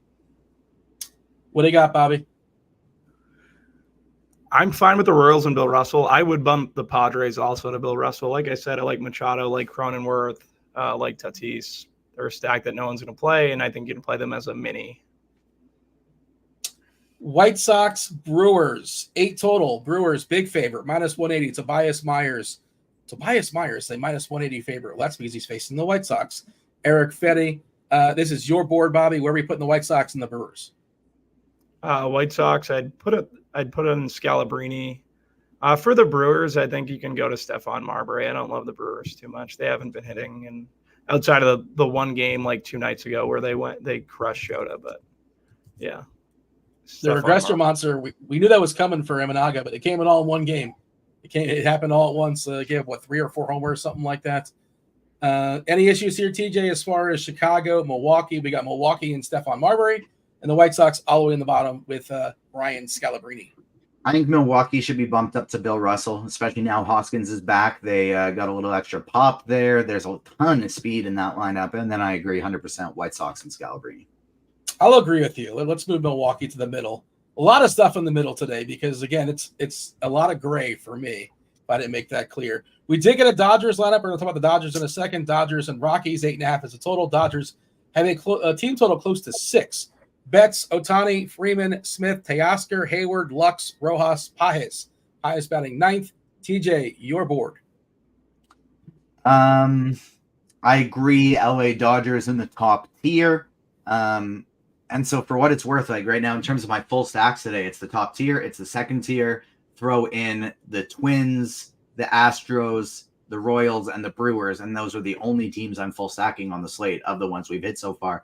And I think you throw in the Yankees, and that's actually it. I'm okay with Rockies in Marbury just because you do get a ton of leverage going up against Walker Buehler, and so I think that keeps them out of the bottom tier. And so I think that is right where it should be. Bobby? Yeah, Dodgers, I said earlier, when I looked this morning, their team total had to come down, but now it's adjusted back up to 5.6, so I don't mind the Dodgers now as a full stack. I was going to play them as like a 3-man and pretty much have one on every team just because obviously they have the highest total, but now I think you can just jam the Dodgers. So they're fine. And Larry Bird.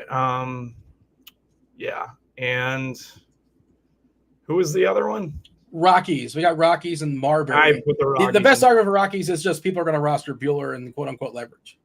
Yeah, you can put them there. I haven't even really gone through them, but I'm fading Buehler, so hope it works out. Yeah.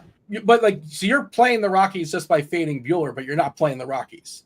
If that makes that's basically like your way of they're going to do enough to knock Buehler out, but not enough where you actually need them. I don't think they have the upside to win this slate as an offense, and especially not as a 5-man or stacked. That's kind of where I'm at too. All right. Okay. Soriano versus Wu. Is that a 6.5 total? Is that right? Is the total in that game really 6.5? That is really paltry. That's what we currently have on the lineup on our lineups page. That seems low. Angels, Mariners. Angels have a team total less than 3 according to our lineups page. Bobby, this is you. Angels and the Mariners. What do we got here? For me, the Angels, I'd probably put them in Brian Scalabrine, White Mamba. We like the Angels versus lefties. They're getting a righty tonight. I'm not really afraid of the Angels. I like Seattle and Bill Russell just because of the leverage off of Soriano, so you can leave Seattle there. Obviously, they're going to strike out at a high clip, but they also have home run power, so I like Seattle and Bill Russell. TJ, any issues here? Also, hit that like button, subscribe, turn on those notifications, get those likes up because Spidey, he wants to give off some more Spidey bombs. I'm not sure how short we are for the next one, but now TJ, you got some on layaway. Your thoughts as far as Angels Mariners? Are they in line with Bobby's? And are we ready for another Spidey bomb? Right. We're 5 likes away, so we are not quite ready. Maybe after we do the next game here, but I agree with Bobby's analysis spot on, so I don't think we got to elaborate. Michael in chat says, just joined. What the hell is this list and why is Pierce above Russell and anything? I don't think Russell ever pooped his pants. That's not on record. You're a boomer. Because you're a boomer, Michael. I think Russell should be ahead of Pierce, but I also think it's even worse that Stephon Marbury is on this list. What do you mean? Scalabrine and Marbury don't make any sense to me. If you want to put Scal at Scal and Marbury are both 5s, Glenn Big Baby Davis had to be a 4 or something. I was thinking Brian Sullinger. Shaw. Jared Sullinger should be a 4. When I was a kid, for some reason, Brian Shaw was my favorite player. But Shaq, that's a great 4. That's a great 4 for the Celtics. Brian Shaw? No, Shaq. Oh, yeah. I forgot about Shaq. Did somebody say Shaq in chat? No, Steve threw that up there. Yeah, that's a good call. Shaq probably 5, to be honest. Shaq was horrendous on Boston. It was a disaster. Let's knock out the Yankees and the Giants. 7.5 is the total. He'll tell you that, too. It was an embarrassment. All right. Yankees, people loved them last night. Nobody's playing the Yankees tonight. A 4-team total. That's what San Francisco will do to you, but it's not like we're completely afraid of Jordan Hicks. I do think the Yankees are interesting for large field stuff. I don't recall who's batting first here. Who's setting the board here? My apologies. I don't know who's up. It's on me for this one, and so I'll also double check, see if we have enough likes for the Spidey Bomb. We have, and we're only 14 likes away from the next one, so keep smashing that like button, and I got Spidey Bomb 3 for you right away, as well as number 4. Yankees, I got in Paul Pierce. I think that is well done by Steve. He nailed it. And then San Fran, I would actually put in Brian Scalabrine. I am not getting to any San Fran whatsoever today. But I do like the Yankees a lot. I think they always basically have to be 1 or 2. Mark Canha was scratched, by the way, just for the record for Detroit. Perez is leading off for Detroit now. Perez, Green, Bierling, Urshela, Keith, Badu, Ibanez, McKinstry, and Kelly. I don't know how cheap. I think Perez was not in the lineup before. Am I mistaken to say that? I thought he just was. might be. Okay. Oh, he was. I'm not certain who got swapped in, but somebody got swapped in. Maybe it was Ibanez that got swapped in, who's not very good. Any issues here with the board, Bobby, as far as the Yankees and the Giants? I want to quickly say, Dean, Spidey Bomb number 3. It's Davis Schneider for my Blue Jays batting leadoff plus 425 on DraftKings today. And Bobby, feel free to He's give any been red Bobby bombs hot. you have as well. I don't have any Bobby bombs today. I didn't go through the list. What? You got nothing for there's 29 games. You have no Bobby bombs? Dean, 2 kids under 2, I would bump the Yankees to Larry Bird. Yeah. So how many lineups are you making today, Bobby? Like you doing like the 10 hand build, that kind of thing? I'm making 150 today. No, I'm making 150 today. It's not hard to get over the field in the Yankees, right? And it seems like a good idea because they're just going to be completely ignored. And you don't have to get a ton to get over. People are not playing Judge, right? They're not playing Soto. Their team total did move the most on the slate, according to Fantasy For the Labs. purpose of, I know crunch time is basically on the doorstep now, and so our guy Marie Donyeezy asking in chat, where's Rajon Rondo? And so for the purpose of this list being a Boston player list, and since he asked where he is, he's right here. Here's Rajon Rondo right here. Well, you can't. He's not ahead of Pierce, obviously. He's not. Where would you put him on the list? It's like nobody understands the concept. There's only 5 names. Like, well, where's Antoine Walker? There's only 5 names. The fact that I'm holding up an autographed Rondo jersey, Dean. That's beside the point. Is it personalized? I see you holding it up. I was trying to see what he wrote, or just it said NBA champs on it. It was right after they won their first title. I have a weird story about Rondo. I should try and sell that to Bobby or Kirk Dees. Well, what's the weird story? Do we have time to tell the weird story? Shall we? It was just like a coincidence. My dad ran into him at the Red Sox game, and he was like sitting right next to him for whatever reason in his seats, and they got drunk. And then like 5 years later, it happened again. So he got drunk. But they didn't like exchange numbers the first time and meet up 5 years later. Both times were a coincidence. Both times were a coincidence. Okay. I feel like you're leaving some parts out just for the sake of. There's probably a juicier version of that. But I think it might have been a work thing that he was just coincidentally he spoke at like some I have no idea, but it was let's bring in some celebrities themselves right up there at Rajon Rondo, SDL Cards, Kevin Roth, Derek Carty. It's crunch time.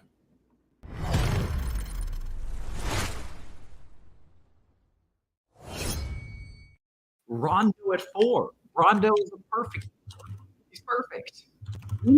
Or to be bad as opposed to like still reasonably on the list. I think Rondo should be coaching this team, to be perfectly honest. He is low. Like the next up is Bill Russell. He should clearly be below that in that tier. He's Rondo. That's how I view it. That's how I view it too, is as like the 4th best. That's how I think it should be. And then 5th, it can be the worst. But Dean likes to be somebody terrible. He put Stephon Marbury. Marbury was on the Celtics for like less than a month. And he was terrible for the Celtics. He was historically awful for Boston. I just want to say that I think the Brian Scalabrine hate is unfounded. He should have been above Marbury. TJ said before the show he thinks he's better than Scalabrine. I did not say that. He implied it. He did imply it. What I was implying in the chat, it was fully sarcasm, but I actually was not implying in the chat I was better than Brian Scalabrine. I was implying I was better than Paul Pierce. Because Bobby said, I've never seen Paul Pierce miss a big shot. And I said, I don't remember. He hit so many big ones. I can't remember the ones. And so I said, you've never seen me miss a big shot either, which is factual because you've never seen me take a shot. Roth doesn't know how good Pierce is. I wasn't lying. Give me a look. It's a bad take. Pierce was unbelievable in the clutch. Well, I thought you said Rondo. That's why I was confused. Okay, Pierce. I thought you said you've never seen Rondo miss a big shot. I was like, has he ever taken a big shot? No, I love Rondo. I think Rondo He actually was weirdly surprisingly. He clutch. took a lot of He shots knocked at down Bobby's a lot dad. of big shots when he was just like wide open for the Celtics at the end of games. All right. Okay. All right. I'm in the I believe that Rondo was horrifically overrated camp. Thank you. Dude didn't even average 10 points a game in his NBA career. I know he was a great, facilitator and stuff, but he was like a 60% free throw guy. He above replacement level. He came to the Mavs and blew up the team because he couldn't shoot and teams would just leave him wide open. And then they're like, wait, the whole offense is stalled now. And look where they are now. Well, he was such a great facilitator for that team, though, right? Like when you have those 3 stars. Yeah, he was the perfect point guard for that Celtic team. Yeah, that's fair. That's fair. We got anything else, boys, before we step aside out of here? Make way for crunch time. We got Carty. We have STL cards. I like Carty chiming in and giving basketball takes. I didn't know he knew who Brian Scalabrine was. So I was just impressed by that. I didn't think you ball, but I know like 90s basketball players when I followed it. Like if you asked me like a random guy that plays today, I probably couldn't name a lot of them. Yeah, fair enough. All right. Anything for the road here, TJ? Bobby, we got anything else? Nothing for me. Cards. I have this question too. I like that. Nice pull there, producer Steve. Is Noren tanking right now on the golf cards? Did he not make the cut? What happened there? Are you tilting this Noren character? Yeah, I mean he hasn't missed a cut on the PGA Tour in like almost a year. But not his finest week, and it looks like he's gonna miss the cut here by 2 shots. So he was basically outside the cut line most of the day, so it's not like he missed on his last hole or something, but rough week for him. All right, fair enough. Hopefully we're going to redeem ourselves in crunch time. Myself, TJ, and Bobby do appreciate y'all watching the first portion. Do hit that like button. Do subscribe. Do turn on notifications. Do not go anywhere because you still have 40-plus minutes of crunch time with Derek Carty, with Justin Van Zuiden, his SDL cards, and, of course, keeping it real, just Kevin Roth. Roth, take it away. Good stuff, as always. Welcome to it, ladies and gents. You know the drill. It's crunch time. 2 of the sharpest minds in the biz going to take you up to lock. We're going to take you through lock. We're going to give you weather, pitchers, hitters, stacks, home runs, answer your questions. We do it all here in the next 50 minutes or so. But first, a big weather update in Kansas City. Breaking news. Yeah, there we go. Any meteorology update. And then there's a cat emoji, which I don't understand, in Kansas City. Yes, big postponement announcement in Kansas City. The baseball game is not postponed, but the big slick celebrity softball game, which precedes the baseball game, is postponed. And I know that's what most people want to know. And honestly, this does kind of seem like a big deal. You've got Travis Kelce, you've got Mahomes, you've got Paul Rudd, Jason Sudeikis, Rob Riggle. I don't know the rest of these characters, but those are some legit celebrities, right, guys? Yeah, I mean, half of them play for the Kansas City football team, but still, one of them's Rob Riggle. But it started going downhill when I mentioned Rob Riggle. At that point, I stopped naming names. There was a drop off there. The softball game leading up to the baseball game had to get postponed because I guess they can't push the baseball game back for the softball game, but they did not postpone the baseball game. And as of now, I don't think they're going to. I do still think there's a decent shot of a late start, a decent chance they have to play through some rain, but they already postponed the softball game that people came to see. I don't think they're going to make them sit there for 2 more hours and then postpone the baseball game. That would be kind of messed up. So my take is that they're going to play. It's not a super strong take. This game is still almost 2 hours away, but that is my current. Dean says, I had Jason Sudeikis over 1.5 bases. The bat was all over that call too, man. It's a shame that 100% scrubbed. I think it's going to play. I don't feel super confident in that right now. We can look at radar again closer to first pitch, but that will be after lock, after the show. But as of now, if you have guys in, I say keep it. And hopefully with such a big slate, I assume there's pivots, like pretty much anything you want to do there. Carty, is there plays in Kansas City that you can't pivot to at that point or later? You don't know. I mean, there's not like anything that I think you have to have in that game, really on either side. That's the Padres look good tonight. Dylan Cease looks okay, but none of it's like top tier stuff. Okay, good. I say keep everything you've got. Just stay weather aware. I will send out a tweet, I don't know, 20 minutes before the game or so, let you know how radar is looking. I think it's going to be clearing at that point. Even if they announce a late start, I still think they're going to play. So hold what you've got in that game, but don't just tune out because maybe things look pretty ugly leading up to first pitch. And if so, I will let you guys know. But that's where I stand on that. And that is the only weather concern that we have tonight. So with that, we can dive right into the slate and we bring in Derek Carty to talk, I don't know, the slate in general or pitchers.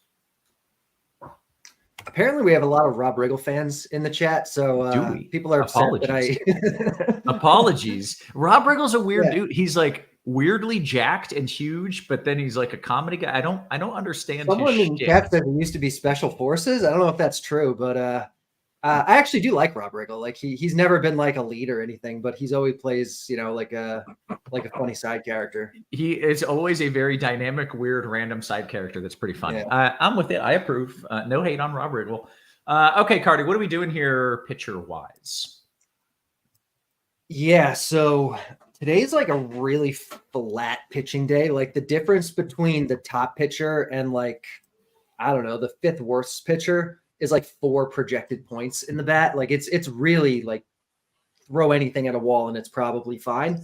But if we're kind of looking at like a top tier of guys, I think the guys that I'd be considering for cash games would be Tanner Bybee against Washington, Ronaldo Lopez against Oakland, and Walker Buehler against Colorado, all for obvious reasons. They're all playing terrible offenses and they're all pretty solid pitchers. Mm-hmm.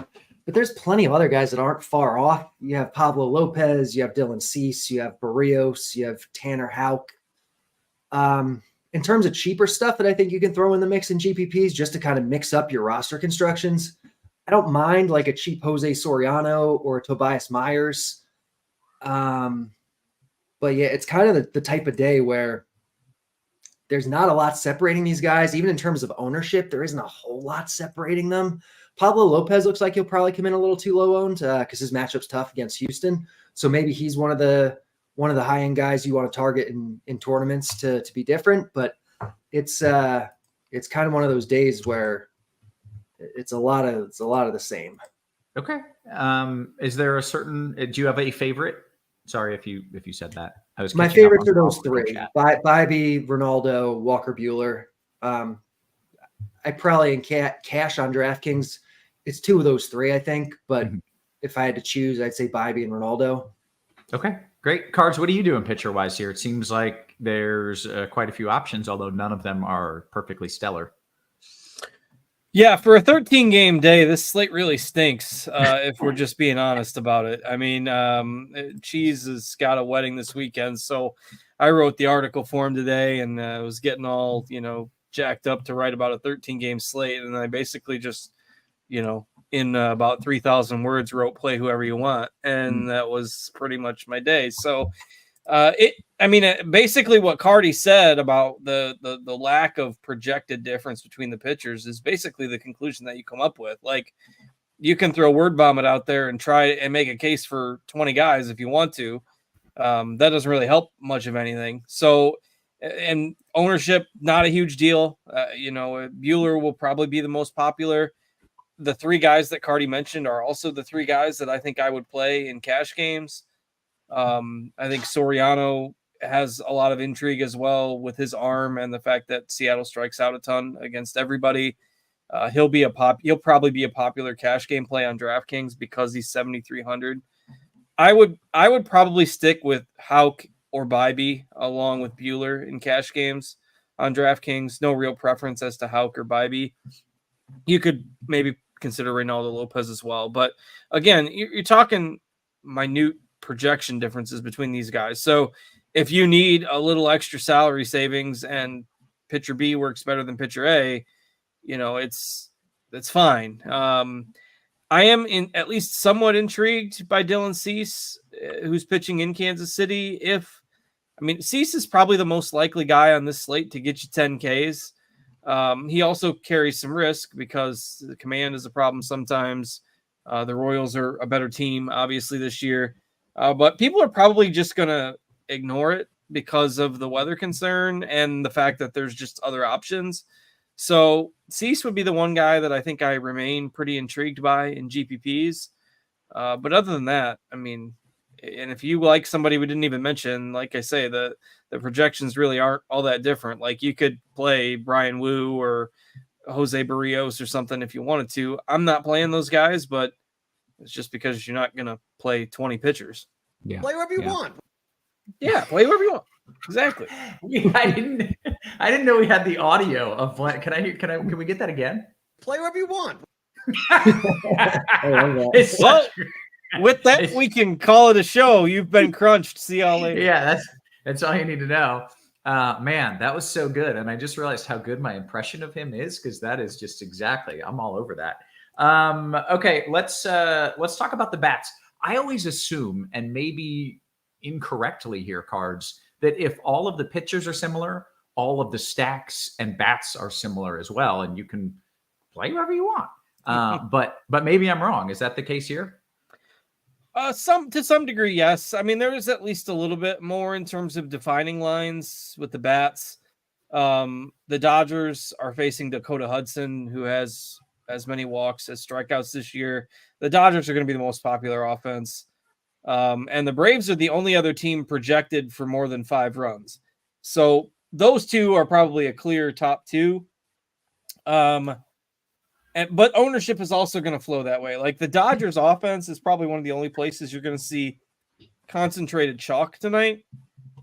So in GPPs, I'm kind of just hoping that Dakota Hudson can get enough ground balls. The game's not in Coors. Dodger Stadium is a reasonable pitcher's park at night. Maybe Dakota Hudson can get enough ground balls to keep the Dodgers from going absolutely nuts. Mm-hmm. So I'm probably underweight on the Dodgers chalk. And I'm probably underweight on the Braves as well. I mean, they haven't had much of a spark offensively of late. They're going to get some ownership too. I just think, one of these other teams that's projected for 4 to 4.5, 4.75 runs, you're going to see somebody be the slate breaker tonight. It's a little bit difficult to kind of pin down who that might be. San Diego, I think, is fairly interesting. I really like Texas a good bit. I think you could even consider the Marlins for cheap against Urania, Cleveland, Boston. Those are kind of some teams in that muddled tier that I think you might potentially get some upside from. Okay, great. Carty nodding in agreement. What do you like, Carty? Yeah, pretty similar sentiments here. Dodgers and Braves are kind of like the top tier, but not by like a lot. So if that's where the ownership's going to go, then you definitely can play. There's probably a dozen other teams that are really similar today. In terms of price-wise, just stuff that I like, I think the Guardians, I think the Red Sox, I don't mind the Marlins. But really, you can make a case for probably every team on this slate except for, a handful. Okay. Some breaking weather news in Kansas City. The Big Slick Celebrity Softball game appears to be back on. Back on? I think it's back on. They are now pulling the tarp. It is still raining, like pretty good. They would not be starting a baseball game in this, but I guess a celebrity softball game, they're like, Rob I got to Riggle see if breaks an folks are ankle. putting lines back up if it's going to play. I'll hit some Rob Riggle overs. Yeah, hit the Riggle overs now. I do honestly, I'm joking, but also they're going to play. If they're going to play a celebrity softball game out ahead of it, even in some light rain. What if they play in the light rain and ruin the field in the softball game? That would really piss me off. I didn't think about that. I don't think that's a likely outcome, but that would be annoying. No, Turf realistically, Monster just comes up and takes big chunks out of the outfield. Yeah. Realistically, I think if they're going to play this celebrity softball game, and it looks like they're trying to do that, and they're pulling the tarp, and the rain is getting lighter, I just think it's very likely that they're going to play this game one way or another. Whether that's in the rain or with a late start, I think they're going to play. Okay, hey, we've talked pitchers, we've talked weather. What we didn't maybe specifically say, and someone asked it, was your favorite FanDuel pitcher, and we'll do it in both cash and tournaments. And Carty, you can start, and then Cards, I want your thought as well. Yeah, it's a similar thing over there where it's a big bunch. I think in cash, Bibby's the guy I'd play, but I mean, there's a ton of viable guys. Hauk projects better on FanDuel than on DraftKings, but it's the same guys. It's Ronaldo Lopez, it's Bueller, it's Cease, it's Pablo Lopez. It's it's all the same names. Yeah. Okay. Cards. Any particular leans on FanDuel? Is there any pricing difference that is noteworthy? Yeah, I do like Bibby over Hauk on FanDuel. Hauk is the most expensive pitcher on FanDuel, and I think there's like a $1,600 difference between him and Bibby. So I'd probably be going with Bibby or Bueller on FanDuel. Okay. Good stuff. Guys, let's go around the horn. We'll talk position by position. We'll give some bombs, and we'll open it up to questions as well. Cards, why don't you start? We'll start at the old catcher position. Yeah, I don't think catcher's horrible today, mainly because the teams that I like are the ones that at least have reasonable options at catcher. A little lower on Sean Murphy now. He's sitting 8th for the Braves tonight, but if you're in that price range, I give a slight edge to Connor Wong, who's 3,600 on DK. Danny Jansen's been like the one Toronto guy that's been hitting, though his price has come up. I mean, I certainly think he's in play if you're spending up. And maybe you can't quite get to Will Smith, but those would be my top 3. Will Smith is 54 on DK, Jansen's 48, Connor Wong's 36. You could play Murphy in your Brave stacks, but that's probably the only format in which I'm playing him right now. Ryan Jeffers is fine as well, but and you can always punt, but I do kind of like some of those mid-range catchers tonight. All right, Carty, your thoughts at catcher? Yeah, a lot of the same names. Will Smith's the top guy, but I think all the other guys are definitely in play. Jansen, I think the ones that make the most sense from a price perspective is Connor Wong and Sean Murphy. I like Wong more too. He'll probably be more popular. So in tournaments, I really like Murphy tonight. But yeah, catcher's kind of straightforward tonight, it feels like. All right, how about first base? We mentioned that the Dodgers are the best team tonight. They're facing Dakota Hudson, who is not especially good by major league standards. Ohtani on DraftKings, where he's first base eligible. Freeman on both sites. They're going to be your top options at first. They're expensive. You're not going out of your way to get them. On FanDuel, you can play Will Smith. Like, he's every bit as good as Freddie Freeman. But I think you're probably finding ways to save money tonight. Jake Berger is the guy that I like the most on both sites. 3.5 on DraftKings, 2.6 on FanDuel. They're facing Jose Urena, who's, he's almost Dakota Hudson. And Berger's really cheap. He hits second in the lineup. He's got power. He's worth more than his price, and he's in a good matchup. So yeah, I like Berger quite a bit tonight. Okay, Cards, your thoughts at first? Yeah, totally agree on Berger. I wrote him up as my favorite value on the slate. So if you're spending, it's Ohtani on DK or Freeman, and Berger on the cheap. So Cardi and I are in agreement on those guys. If you're looking, maybe for something else, Nate Lowe, I like Texas. So the Texas guys I think are fine. Dom Smith, if you're absolutely looking to punt, I'm probably only doing that in a Boston stack. Probably not going below Berger in cash games, but yeah, Nate Lowe, maybe Justin Turner. Those are a couple other options for you. Okay. How about second base? Yeah, this is the one position where I think you might see ownership condense a little bit because there's some decent options, but then it kind of trails off in a hurry. So I'm not super interested in the punts. I know Nicky Lopez is sitting second, but he's Nicky Lopez, and Vaughn Grissom is okay, but the top guys are going to be either your spend ups, Davis Schneider, who's been, I guess, the only other guy besides Jansen hitting well for Toronto, Marcus Semien, and then the cheaper options are going to be Brandon Lau for Tampa. He's really cheap on DraftKings, and Gavin Lux as part of the chalky Dodgers. I'm not in love with playing a chalky Gavin Lux. Pretty much say that every time. He gets to be pretty popular. And then Ozzie Albies would be the other spend up. So to me, I'm probably not going super deep here outside of stacks. It's Albies and Schneider at the top and Brandon Lau as the value guy. Okay. Cardi, I want your thoughts at second. I should note Dean pointing out that Hoskins is officially back. I don't know if we have interest there, but he is back. I'm not sure if you're aware, but that has happened. All right, yeah. Kind of same boat. I'm not thrilled. Well, actually, maybe a different boat. I'm not thrilled with the high-end guys, except on FanDuel. Mookie Betts, I think, is fantastic, and you can definitely find a way to get up to Mookie, and that's probably a good idea. Like Albies, Simeon, Davis Schneider, they're fine. Schneider I like a little bit more because of the price. Andres Jimenez I like in the Cleveland stacks. It's a pretty good stolen base spot. But I don't have a problem just going cheap at second base tonight. Cards mentioned Brandon Lau on DraftKings, and he kind of wrote off Vaughn Grissom, but for 2.1 in a pretty solid spot, I have no problem just punting all the way with Grissom.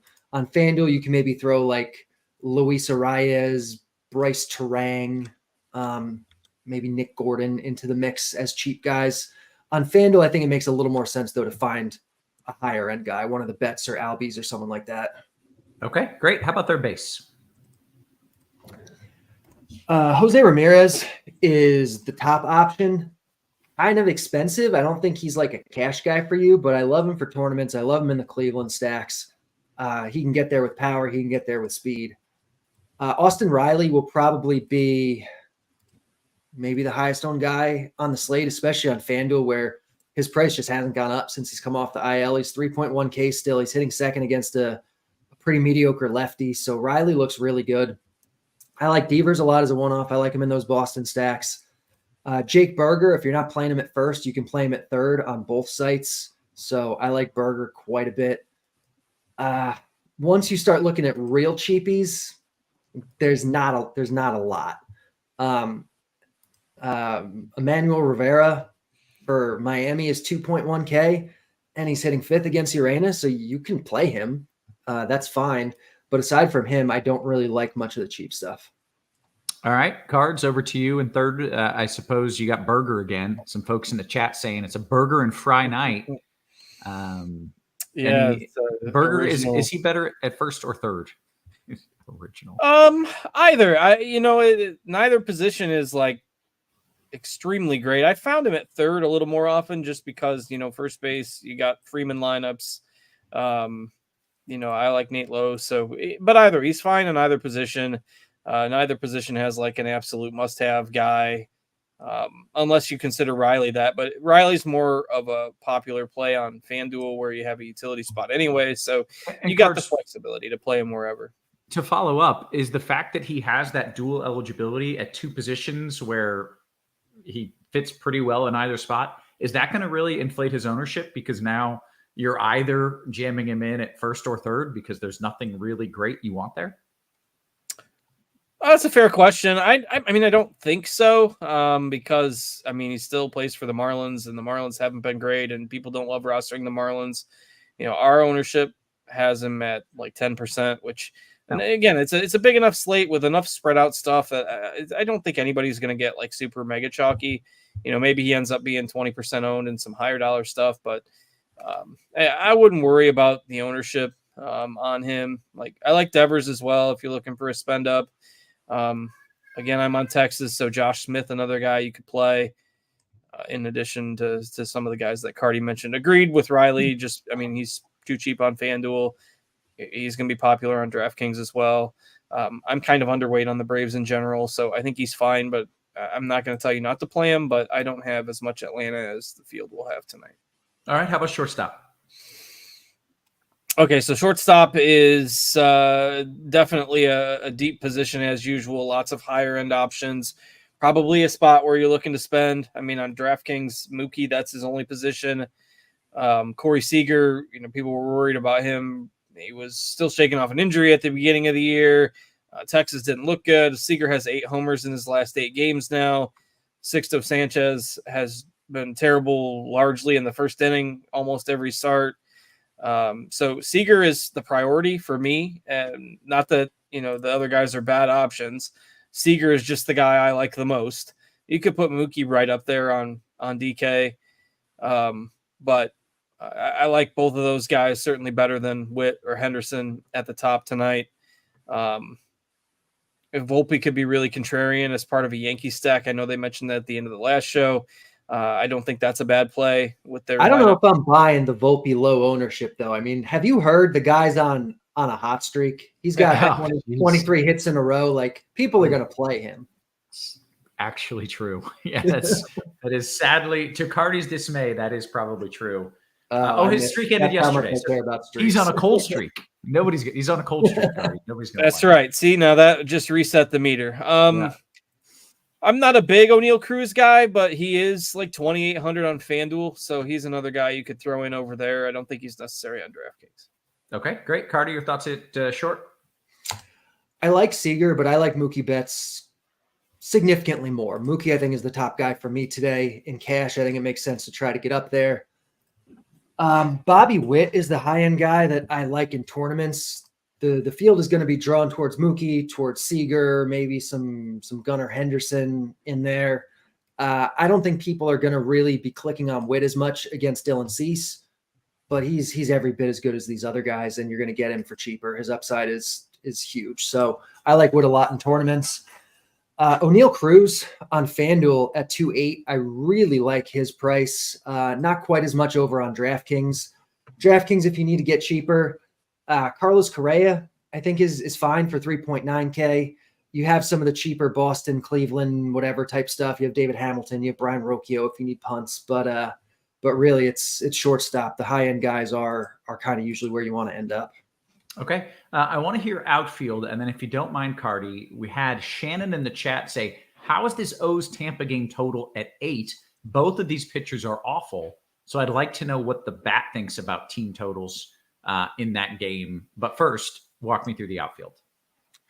Sure. So Dodgers stuff obviously is going to be really good. That starts with Ohtani on FanDuel, easier to get to than on DraftKings, but you can definitely find a way on either site to do that because he's Ohtani and he's really, really good. Jazz Chisholm is the guy that the bat is like in love with tonight. It's like its second favorite player on the whole slate behind Ohtani. He's not cheap, but he's not expensive either. 5-1 on DraftKings is reasonable. 3-3 on FanDuel is actually kind of cheap. So I like Jazz a lot tonight.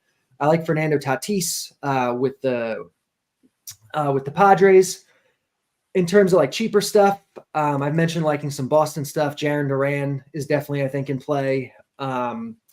Jesus Sanchez for Miami, I think, is definitely in play. Riley Green for Detroit, I think, is an option. And on DraftKings, Tyler Freeman hitting second against Corbin for 3.7, I think is one of the better like cheap-ish options of the night. Okay, Cards, your thoughts in the outfield? Yeah, obviously those guys are fine. Chisholm will be probably the most popular Marlin, maybe slightly below Berger, but he profiles well in this matchup, so I like him as well. Carty mentioned Duran for Boston. I like Wilyer Abreu also hitting second. He's moderately priced on both sides, so fairly easy to fit in as kind of your mid-range outfield. The Texas guys, so Wyatt Langford's back. He's hitting 7th. Leody Taveras is cheap. He's hitting 5th tonight. You could throw those guys in there. And I like Adam Duvall. Atlanta, I'm a lower on them, but Duvall, I don't mind hitting 5th. Reasonable price, good power against lefties. So, and then I'll let Carty touch on the bat, but that question stuck out to me in YouTube as well. And for what it's worth, I think that both of those pitchers are underrated. Like Savali has an ERA in the 5s, but his xFIP is like 3.2. He's a lot better than his surface numbers show. And Suarez has been a nice find for Baltimore. Not that I think he can keep it up at that pace, but that 8-run total in Baltimore does not surprise me at all. I wouldn't touch the over in that game.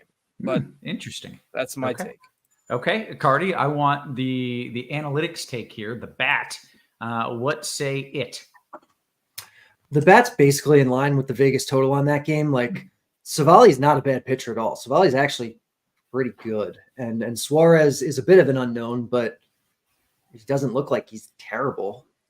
So yeah, that's I think if the read is this is two terrible pitchers, the offense is going to go crazy. I think that's the wrong read.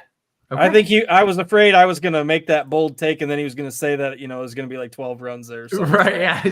Well, the bat says this line is terrible. It should be 11.5. Okay. Very good, guys. We still have about 14 minutes until lock, and the people want bombs. That's what they always ask for. They want some home run calls and cards. I will let you lead us off.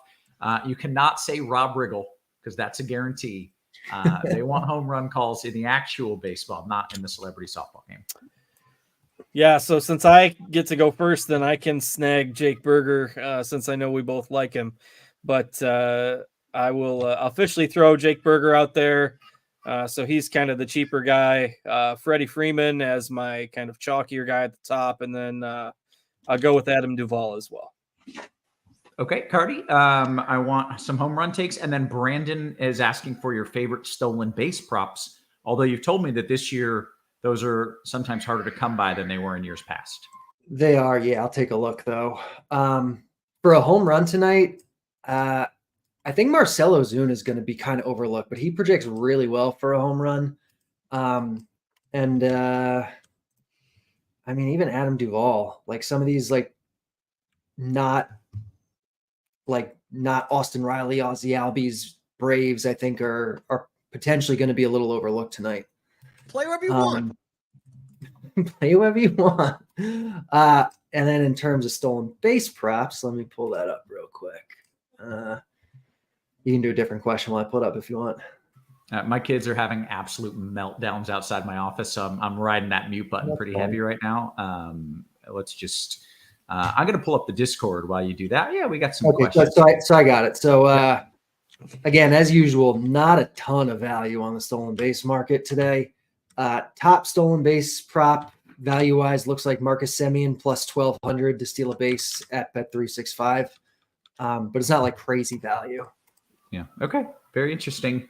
We've got plenty of time for some bomb calls. Let me take a look at the latest there in Kansas City. Give me 30 seconds and I'll see if anything has changed. The new model runs are just now starting to trickle in. Oh, I like that. I like what I'm seeing there. Yeah. I just fully expect that this game is going to play at this point. Okay. Let's take some QQs, open it up. Hey, by the way, if you're watching this on YouTube, you may have noticed that you did not pay any money for it. And that's because it's a free show. And all that we're asking for is a thumbs up and a subscribe. Those buttons are probably pretty close to one another down below. Make sure you hit that thumbs up for us. We're trying to get more eyeballs to keep this show free for you. Let's see what we got here question-wise. Going to start in the RG Discord because that is where the cool kids hang out. AB says, why do y'all keep screwing with the website? If you're wondering about the RG website, we did make some changes to optimize the website. Makes it easier for you. I know when there's new changes, it can make it feel harder. We're doing it to make it easier for you. And also it will help Google Analytics and ratings. And it's just important to do that stuff if you want to survive as a company. So that is the answer. Carty, I want Soriano and Bueller in my DK cash. Are you fine with that? I don't think Soriano's necessary, but I guess I'm fine with it. Okay. FanDuel GPP cards, I'll go to you. 3 lineups. I want 3 different pitchers. Who would you take? You got quite the scene going on there, Roth. That is Can you hear that wild. I just heard my wife yell, if you bite me, we're going to have problems. Like it's going full feral out there. With the you might be walking out into some flames there. I'm sweating profusely right now. I'm just dreading it. 3 pitchers, 3 lineups on FanDuel. I'll go Bibee, Bueller, and Reynaldo Lopez. Okay. And then there was kind of a follow-up. It was also from JT Money cards. Your favorite cheap play on FanDuel, 2,700 and under there. Okay. 2,700 and under. Why don't you ask a question to Carty and I'll search this up here. Sounds good. All right, Carty, FanDuel cash, Duvall or Carroll straight up? Projections say Carroll, but we know he's playing hurt. We know projections can't account for that very well. I don't really trust him. But Duval and Cash is also, I mean, it's Duval and Cash, so I don't have a great answer. Maybe I roll the dice on Carroll. Okay. Marky Mark says, any love for Devers, Carty? Yeah, definitely. I think in tournaments as part of the Red Sox stack on his own, I think he's good tonight. Okay. Cards, you got an answer for me? Yeah, I go with Jesus Sanchez there. It does get pretty thin under 27, but he's 2,500. All right. A couple more questions coming your way. Cards. And this is kind of a dual one. Jeffrey Battaglia says, why haven't I heard you guys talk about the Orioles? And Kid Kobe says Orioles or Blue Jays bats. Maybe you can handle those together. Yeah, again, I respect Savali enough to where I am not targeting the Orioles. Like, you can just look at the ERA and say he stinks, but he's been very unlucky. The command is fine. The advanced numbers are fine. Like, on a 13-game slate, I just don't love the Orioles. I would probably play the Blue Jays over them, but that's not exactly a ringing endorsement of the Blue Jays either, because they struggle, it seems like, to hit the ball most nights. So I don't mind a mini stack of the Blue Jays, but yeah, I'm not on the Orioles at all tonight. Okay. And Cards, I'm seeing in the chat from Derek, the Cardinals are on a hot streak. They're 12-3 over their last 15 games. Are you just elated? Are you over the moon right now? Yeah, happy that they're playing well. It's about time, and we're going there in a week, so it's nice to see them playing well in advance of that. So they are in second place in the division now. So yeah, I've finally gotten to watch some good baseball over the past couple weeks. I thought you were doomed. I thought it was like going to be a decade of incompetence. It might still be. It's just a 15-game sample here. That's true. It's a blip on the radar. Yeah. All right. Carty, any interest in Springer for FanDuel Cash? I think there's better options. All right. Michael says, tell your wife the slate locks at 7:40 and just take a break. just randomly like ask questions to yourself. That's so evil. I love it. Oh man. Carty, your favorite home run odds? You gave us some home run picks. Was that kind of based on the odds that you were seeing? No, that was just for DFS, so I can look at odds. Sure. Oh, we actually have, well, the top two options tonight. One of them is actually a star. We have Mookie Betts plus 575 at BetMGM is showing the best value. Nice. And then second is Nelson Velasquez for plus 900, which he's less well known than Mookie Betts. A little bit, yeah. We'll go to Power's question. Carty, to pair with Cleveland, do you prefer Boston, Texas, or Miami? Boston, Texas, Miami. Probably Boston, but I mean, I like Miami too for their prices. Texas is fine. Give me Boston though. Okay. Cards, Alan is wondering who your favorite SP2 is on DK single entry. PS, guys, we got about 5 minutes here. Yeah, I mean, in a single entry GPP, I'm fine. Like, it depends on your salary. If you're going cheap, you know, Soriano, I think, is probably the play. If you want to do like the double spend up, like a Houck Bybee lineup might be a little bit more contrarian, but assuming again the game in Kansas City is okay, like my differentiator GPP guy, I think is probably Cease. Okay, very good. We should note, by the way, for what it's sorry. Go ahead. No, you're fine. I was just gonna say the Yankees lineup, I believe, just came out, and so if you were waiting on that, Volpe, Soto, Judge, Verdugo, Torres, Rizzo, Wells, Cabrera, and Grisham. So Giancarlo Stanton is not in the Yankees lineup tonight. Okay, a good note. Hey, never been a better time to sign up for RotoGrinders Premium. We've got an option for whatever level you're looking to get yourself into. 6-month combo subscription, exclusive price of $469.99. That is a savings of $250 instead of buying 6 individual months of combo premium. You can also get your first month of RG Premium for $40 off for a limited time. And if you just want to test run, dip your toes in the water, 3-day pass, $19.99. Check the links in the description for more info. Let's see what else we've got. Dean's got the real idea. Let's see. You stay in here till 7:30 and tell her you stopped the 7:40 show 10 minutes early. because you knew she needed help. I get a break and I'm the hero at the end of the day. Y'all are brilliant. I just envisioned Roth reading that that promo to a blank screen after the show was over, just going on. Hey, never been a better time to sign up. Oh man, make sure I'm just to a black computer. Like, make sure to hit that thumbs up. Good questions, guys. Oh man, what do we got? 3,200 on FanDuel cards. Verdugo, Duran, or Abreu? Yeah, probably Duran for me. Okay. DK small field tournament. Carty, what about Waka tonight? Any love for Waka? Not really. I mean, I kind of said like there's a ton of guys that are very similar. He's probably one of the ones that aren't. Like he's like bottom of the pile, I think. I don't really like Waka too much. Okay. You know the scene in Happy Gilmore when the lady jumps on the car and she goes, "Get me out of here." That's what my wife is doing to the door right now. I see her face just yelling, "Get me out of here." Okay. Oh man. Yeah. Hey, do you guys like a Rangers Miami game stack? I do. I mean, I don't think game stacks are a thing, but I like both teams independently tonight. So yeah. I do as well. It's not go. Hammer says, "Why don't you guys go live 24 hours a day? I like the weather." Yeah, just don't. Just ban. I like Hammer, but we can't be even bringing that up.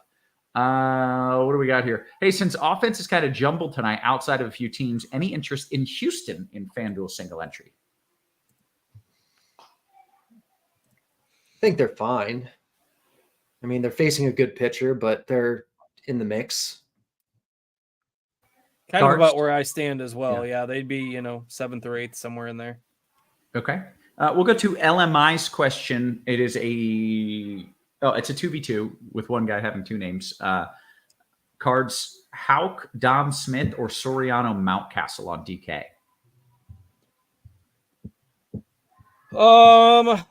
Yeah, I'd go with the first one. But that's mainly because I'm not on the Orioles. Okay. Esteban says, "Is Bird the word today? Can we do a full Bird stack, Orioles and Blue Jays?" You cards say you're not. I just poo-pooed both of those teams, so send that one to Carty. Carty, can you do a little Orioles Blue Jay stack? Again, I think Aaron Savali is a pretty good pitcher. I'm not really on Orioles today. Blue Jays I'm okay with, but Orioles they're fine. I'm not going out of my way to play Orioles though. Yeah. Carty, what book did you say the Nelson Velasquez at plus 900 was? That was Bet Rivers. Okay. We are less than a minute until I run into just smacking kids. I'm kidding. I don't hit my kids. Less than a minute until we run in, close the show out here. What do we got? I need one good bet. Carty, do you have a favorite bet today? I know you share things. You're most heavy of in the the stuff bets. that I put out moves, but this one hasn't moved much since this morning because it's just that kind of market. Jordan Montgomery under 1.5 walks allowed plus 135 at ESPN is the best line right now. I like that quite a bit. Mets don't walk very much. Montgomery has good control. Hasn't looked sharp so far this year, but I think it's a lot of just bad variance. I think that's a good price for him.